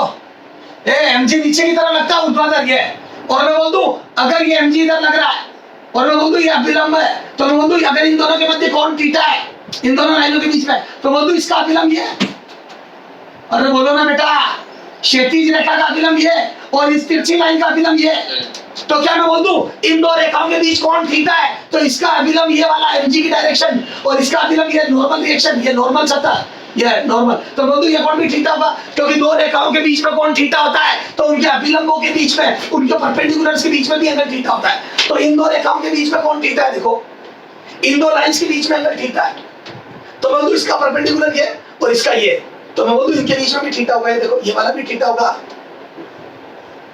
तो बोल दूं ये भी थीटा होगा और ये भी थीटा होगा, बोलो। तो ध्यान रखना जो कोण आनत तल, जो कोण इंक्लाइंड का होता है वही mg का नॉर्मल से होता है, इस सतह के अभिलंब से नॉर्मल का होता है, तो mg का होता है, तो मैं बोल दूं ये भी mg आ जाएगा, इधर सुनो ये भी थीटा आ जाएगा इधर, तो बोल दूं अगर ये mg है, ये 2 किलो था ना, तो मैं बोल दूं ये 20 है mg, ये mg 20, तो बोल दूं ये कोण थीटा होगा, ये थीटा, ये 30 डिग्री, तो बोल दूं ये हो जाएगा mg cos 30 और ये हो जाएगा mg sin theta, mg sin 30, ये cos 30, तो मैं बोल दूं ये आ जाएगा mg, तो याद है आनतल वाला या इंक्लाइन वाला कंपोनेंट हमेशा mg sin थीटा होता है अगर ये कोण थीटा है तो,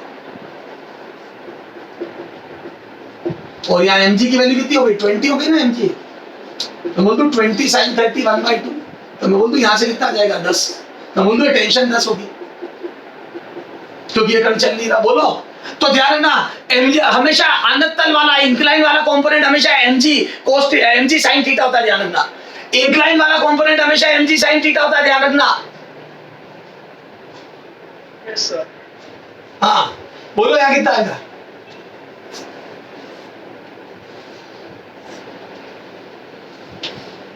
सर टेंशन तो 10 हो जाएगी, हाँ आ गई ना 10, ये लिखी है ना बेटा, हाँ तो नॉर्मल 10 में 3 नीचे नॉर्मल, सिर्फ टेंशन ही पूछी थी।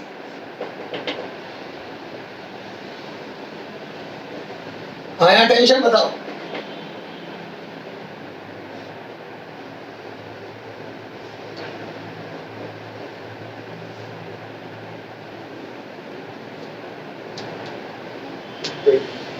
अच्छा क्या मैं बोल दूं क्या मैं बोल दूं या 45 डिग्री है, तो यहाँ पे लगेगा mg, यहाँ लगेगा कितना बोलो, मैं बोल दूं ये लगेगा mg, तो ये लगेगा 200√2, अरे बोलो mg, और मैं बोल दूं ये वाला कंपोनेंट ये भी एंगल 45 होता है, ध्यान रखो जितना कोण ये होता है अगर ये 45 है तो ये भी 45 होगा, मैंने बता रखा आपको, तो बोल दूं ये mg cos थीटा होगा, mg cos 45 होगा, ये mg sin 45 होगा, तो बोल दो आनतन वाला घटक हमेशा mg sin थीटा होता है, तो यहाँ से आ जाएगा थीटा 200 रूट 2 और sin 45 1/√2, तो बोल दो √2 से √2 कट के 200 आ जाएगा। सर एन भी तो सेम ही होगा ऐसे में, हैं? एन भी तो सेम ही होगा ऐसे में, अगर 45 अरे हाँ यार बेटा, तुम्हारे तो कौन पूछ रहा है यार, नेता बढ़ रहे हो बीच बीच में। ये mg लग रहा है, इसका mg cos theta mg sin theta निकाल लूंगा जो चाहिएगा वो। अभी मैं t पूछ रहा हूँ, t बता, तो बोल दो हमेशा आनत तल वाला घटक mg sin थीटा होता है, ये ध्यान रखो, खूब काम आएगा मेरे, जो काम की बात है वो ध्यान रख, ठीक है? इसलिए हाँ, तो मुद्दे की बात ये है, मैंने जो बात समझाई है वो अब मैं फाइनल बता देता हूं। एक इधर देखो, मुद्दे की बात ये है कि अगर ये थीटा कोण होता है और m मास का कण होता है, तो इधर लगता है mg और ये होता है mg cos थीटा और ये होता है mg sin थीटा, बस ये ध्यान रखो। तो आनत तल वाला घटक इंक्लाइन प्लेन वाला कंपोनेंट हमेशा mg sin थीटा होता है ये, और ये थीटा जो ये थीटा होता है, बस ये दो बातें, ये थीटा है तो ये थीटा होता है, एक इंपॉर्टेंट बात, और ये mg sin थीटा होता है और ये mg cos थीटा होता है, खत्म। कोई नॉर्मल रिएक्शन पूछे तो बताओ ना बेटा, आगे आगे क्यों नेता बन रहे हो? क्लियर है? तो इधर वाले बल बराबर कर दो, इधर वाले में अगर गति होनी तो गति करा दो, और रस्सी लगी है तो ये भी बराबर कर दो, खत्म। हाँ यहाँ आ जाओ, ये यहाँ आ जाओ। ये साम्यावस्था में, ये इक्विलिब्रियम में, system is in equilibrium, A point is in equilibrium, A point is in equilibrium, is in equilibrium, साम्यावस्था में, साम्यावस्था में, साम्य में, साम्यावस्था में। तो T1 बताओ, T1 टेंशन T1, तो T1 बराबर कौन? आराम से आराम से,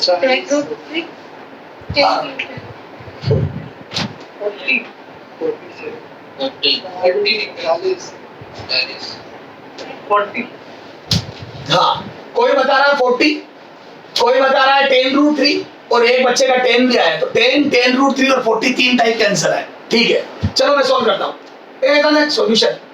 क्या मैं बोल दूं ए पॉइंट का एफबीडी बनाऊंगा, देखो ए पॉइंट का, तो क्या मैं बोल दूं ए पॉइंट पे देखो T1 इधर लग रहा है ना, और T2 इधर लग रहा, और मैं बोल दूं mg, नीचे ये देखो 2 किलो पे, 2 किलो का एफबीडी बनाओ पहले, तो मैं बोल दूं 2 किलो को पृथ्वी mg 20 से खींच रही है, तो बोल दूं यहाँ पे इधर पृथ्वी 20 से खींच रही है, तो मैं बोल दूं यहाँ पे भी t ये जो टेंशन होगी ये t लिख देता उसको, तो बोल दूं t 20 होगी, क्योंकि इसका कोई मोशन नहीं हो रहा, इसकी कोई गति नहीं हो रही, तो मैं बोल दूं ये पूरा सिस्टम इक्विलिब्रियम में, तो बोल दूं t 20 होगा, तो यहाँ पे t 20 हो गया, और अगर ये 20 है तो मैं बोल दूं ये T1 का कंपोनेंट, बताओ ये कितना होगा, तो ये 60 डिग्री हो गया, ये यहाँ देखो ये 60 डिग्री होगा ना, ये 60 है, तो मैं बोल दूं ये T1 cos 60 आएगा, और बोलो, और ये बोल दो T1 sin 60 आएगा, बोल ही नहीं रहे। अच्छा, अब मैं बोल दूं ये ए पॉइंट का मोशन नहीं हो रहा है, तो बोल दूं T1 cos 60 इस 20 के बराबर होगा, अरे T1 cos 60 mg के बराबर होगा ना, अरे इस डायरेक्शन का मोशन नहीं, तो मैं बोल दूं ये T1 cos 60 तो mg के बराबर होगा, देखो कितना आ रहा है, तो मैं बोल दूं ये T1 cos 60 आ जाए, यहाँ से T1 cos 60 बराबर 20, तो यहाँ से T1 कितना आ गया बोलो, ये आ जाएगा 40, बोलो answer is 40 meter. Yes sir. अरे बोलो, लेकिन मैं ऐसे नहीं करूंगा, ये तो बहुत लंबी रामायण है, मतलब है तो राइट, पर मैं ऐसे नहीं करूंगा। बताओ सर कैसे करोगे, तो दिमाग लगा कि तुम बताओ मुझे, बिना पेन चलाए बताओ।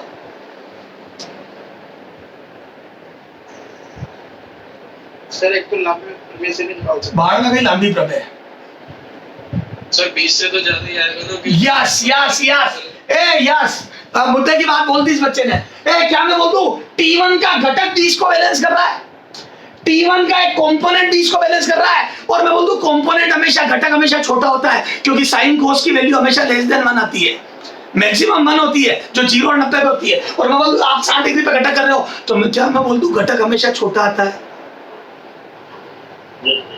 और क्या मैं बोल दूं ये घटक इस T1 का ये वाला घटक 20 के बराबर है, इसका मतलब T1 खुद तो भारी है, क्योंकि उसका एक घटक 20 के बराबर है, तो क्या मैं बोल दूं क्या मैं बोल दूं T1 का घटक T1 का कंपोनेंट बराबर 20, तो मैं बोल दूं T1 20 से बड़ा होगा लॉजिकली।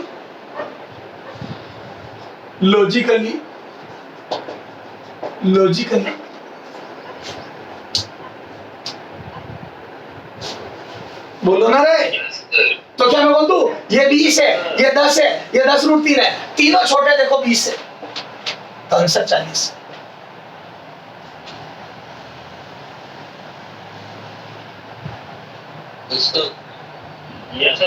अक्कल बड़ी की बहस। चलो अक्कल आ गई तुम्हारे में भी। हाँ अच्छा अब सुनना, ये तो T1 पूछा था मैंने, है ना, ये T1 पूछा था, सुनना ध्यान से, ये तो T1 पूछा था मैंने। अब मैं पूछता हूँ T2। बेटा मैं नेता मत बनो, मेरे को नेता पसंद ही नहीं है ना, नेता मत बनो। नेता आप एग्जाम में पढ़ना, जो आप ये देते हो ना टेस्ट अपने कोचिंग में, उनमें पढ़ना। अभी शांति रहे, सबको सोचने दे।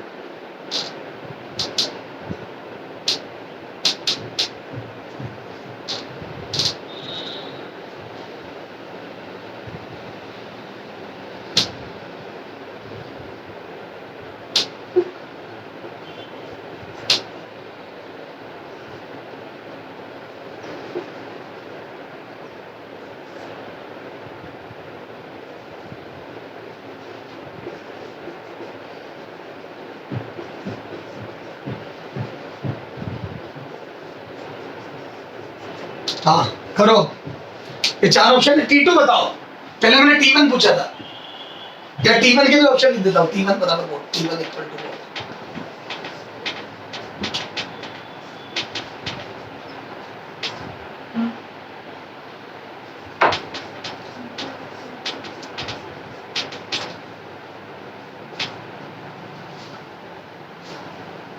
हाँ T1 का मान बताओ।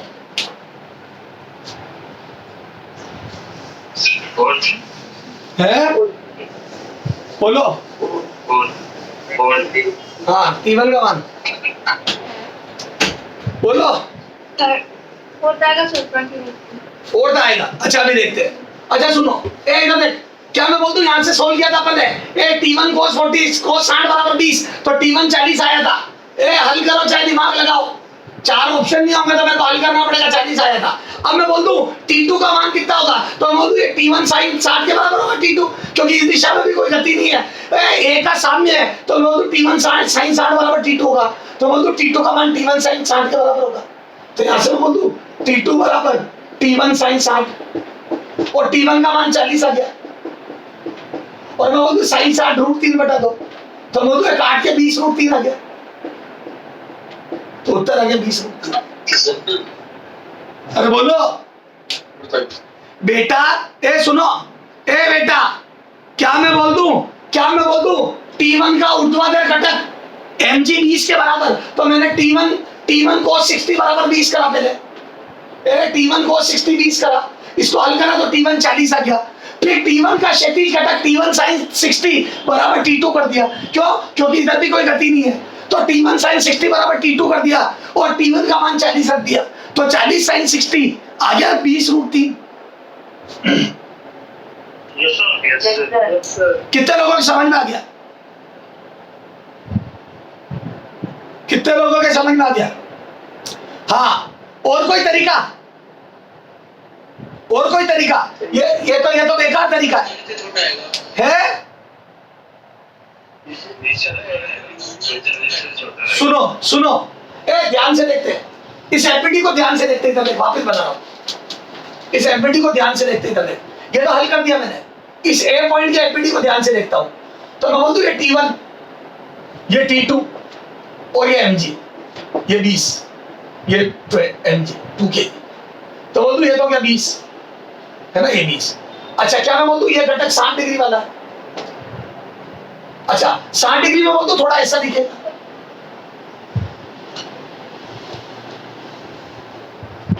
अच्छा बता कौन सा घटक बड़ा होगा, T1 cos 60 बड़ा होगा या T1 sin 60? बता, sin 60 बड़ा होता है या cos 60 बड़ा होता है?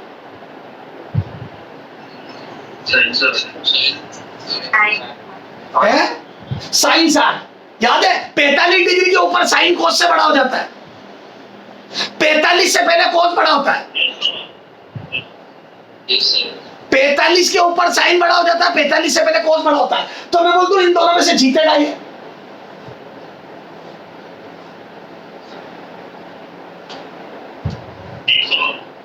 Yes, sir. अरे तू भारी है। Yes, sir.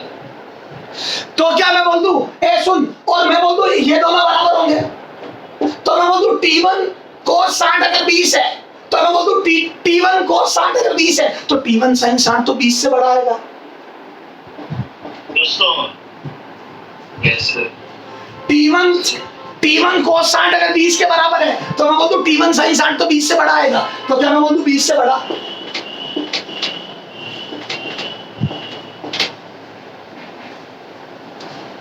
Yes, sir. Yes, sir. Yes, sir. बोलो बच्चों, खत्म। Yes, sir. Yes, sir. आनत तल का घटक साइन थीटा होता है, समझ में आ गया? इंक्लाइन प्लेन का कंपोनेंट mg साइन थीटा होता है, जहां थीटा इंक्लाइन का एंगल है हॉरिजॉन्टल से।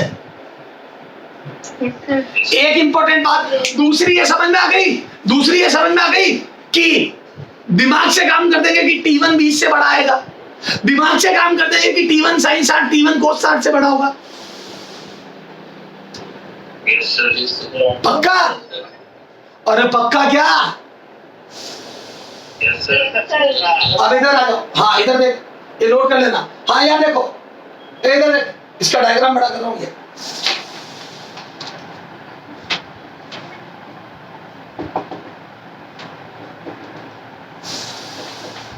हाँ, इसको पृथ्वी कितने से खींच रही है? ये T1 बताना था और T2। सुनना, यहाँ से भी एक नई बात सिखा रहा हूं मैं, जो मेरे बाद में काम आएगी। बताओ पृथ्वी इसको कितने से खींच रही है? ए ये दो बातें करके ब्रेक लेंगे अपन। हाँ बोलो, पृथ्वी कितने से खींच रही है इसको? हाँ 20 से। तो मैं बोल दूं पृथ्वी 20 से, तो मैं बोल दूं क्या ये चल पाएगा? ये रस्सी से बंधा हुआ चल पाएगा ये? नहीं, रस्सी के खुलने की जगह ही नहीं है। ए दोनों रस्सी अपनी अपनी जगह टाइट है। क्या मैं बोल दूं ये रस्सी बड़ी हो नहीं सकती और ये रस्सी बड़ी हो नहीं सकती? तो क्या मैं बोल दूं ये रस्सी बंधी तो पुली नीचे जा नहीं सकता, और पुली नीचे जा नहीं सकता तो रस्सी फ्री होगी नहीं। तो क्या मैं बोल दूं दोनों ही नहीं चलेंगे? तो मैं बोल दूं इसकी गति 0। तो मैं बोल दूं T1 का मान 20 हो गया। Yes, sir. अरे T1 का मान 20 हो गया, समझ में आई क्या? Yes, sir. अच्छा, और मैं बोल दूं क्योंकि न्यूटन ने बोला था कि अगर कोई चीज नहीं चल रही तो कुल बल 0 होगा, तो नीचे 20 लग रहा तो T1 20 हो गया। अच्छा T2 का मान बताओ। सुनना, ए सुनो, सारे माइक बंद करना, सुनो।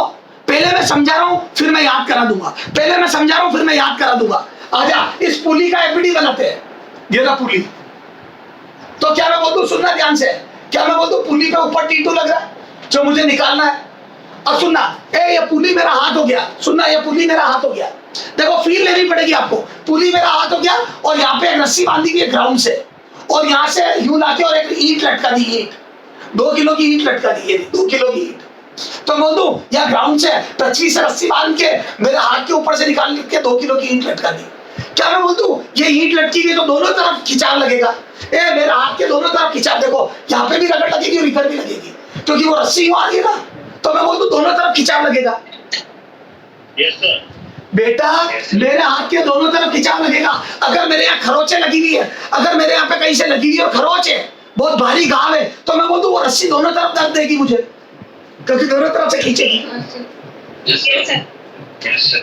अब सुनो, ए फील ले। तो क्या मैं बोल दूं ए ये T1 दोनों तरफ ट्रांसफर होगा, ये देखो ये तनाव दोनों तरफ लगेगा। तो मैं बोल दूं इधर भी T1 लगेगा, इधर भी T1 लगेगा। तो मैं बोल दूं दोनों तरफ T1 खिंचाव लगेगा, तो मुझे दोनों तरफ दर्द होगा। तो क्या मैं बोल दूं मेरे हाथ पर 40 न्यूटन का बल लगा के रोकना पड़ेगा, नहीं तो वो 2 किलो की जो ईंट है वो 20 का भार दोनों तरफ लगाएगी, 20 इधर। तो मैं तो मेरा हाथ नीचे जाएगा। अगर मेरा हाथ अगर ये भार सहन नहीं कर पाएगा तो मेरा हाथ नीचे जाएगा। तो मैं बोल दूं दोनों तरफ 20 लगेगा। ये T1 20 है, तो बोल दूं यहाँ पे भी 20 लगेगा, यहाँ पे भी 20। तो क्या मैं बोल दूं T2 40 होगा। क्या मैं बोल दूं इस पुली की गति 0 है, तो मैं बोल दूं T2 बराबर 2T1 होगा। तो क्या मैं बोल दूं जितना तनाव पुली के नीचे होता है उसका डबल ऊपर ट्रांसफर हो जाता है, क्योंकि दोनों तरफ टेंशन लगती है। Yes sir. ये याद रखना, ये याद रखना बेटा, दुआओं में मुझे तो मैं बोल दूं, एक तरफ तनाव टी है, एक रस्सी में तनाव टी है, तो पुली के ऊपर डबल हो जाती है, क्योंकि दोनों तरफ तनाव लगता है। जी sir. Yes sir, yes sir. अब आजा, आवाजा मेरे लाल, इधर देख, ये डायग्राम नोट कर लेना। तो बोलूं T2 बराबर 2T1 होता है, T2 बराबर 2T1 होता है। ये हटा दूं पुराना, पिछले जमाने का। हाँ, क्योंकि वो समझा रहा हूँ नाश ला। हाँ हाँ,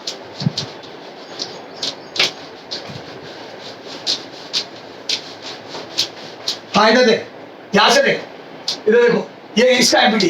तो क्या मैं बोल दूं, इधर सुन, ये वापस बनाना।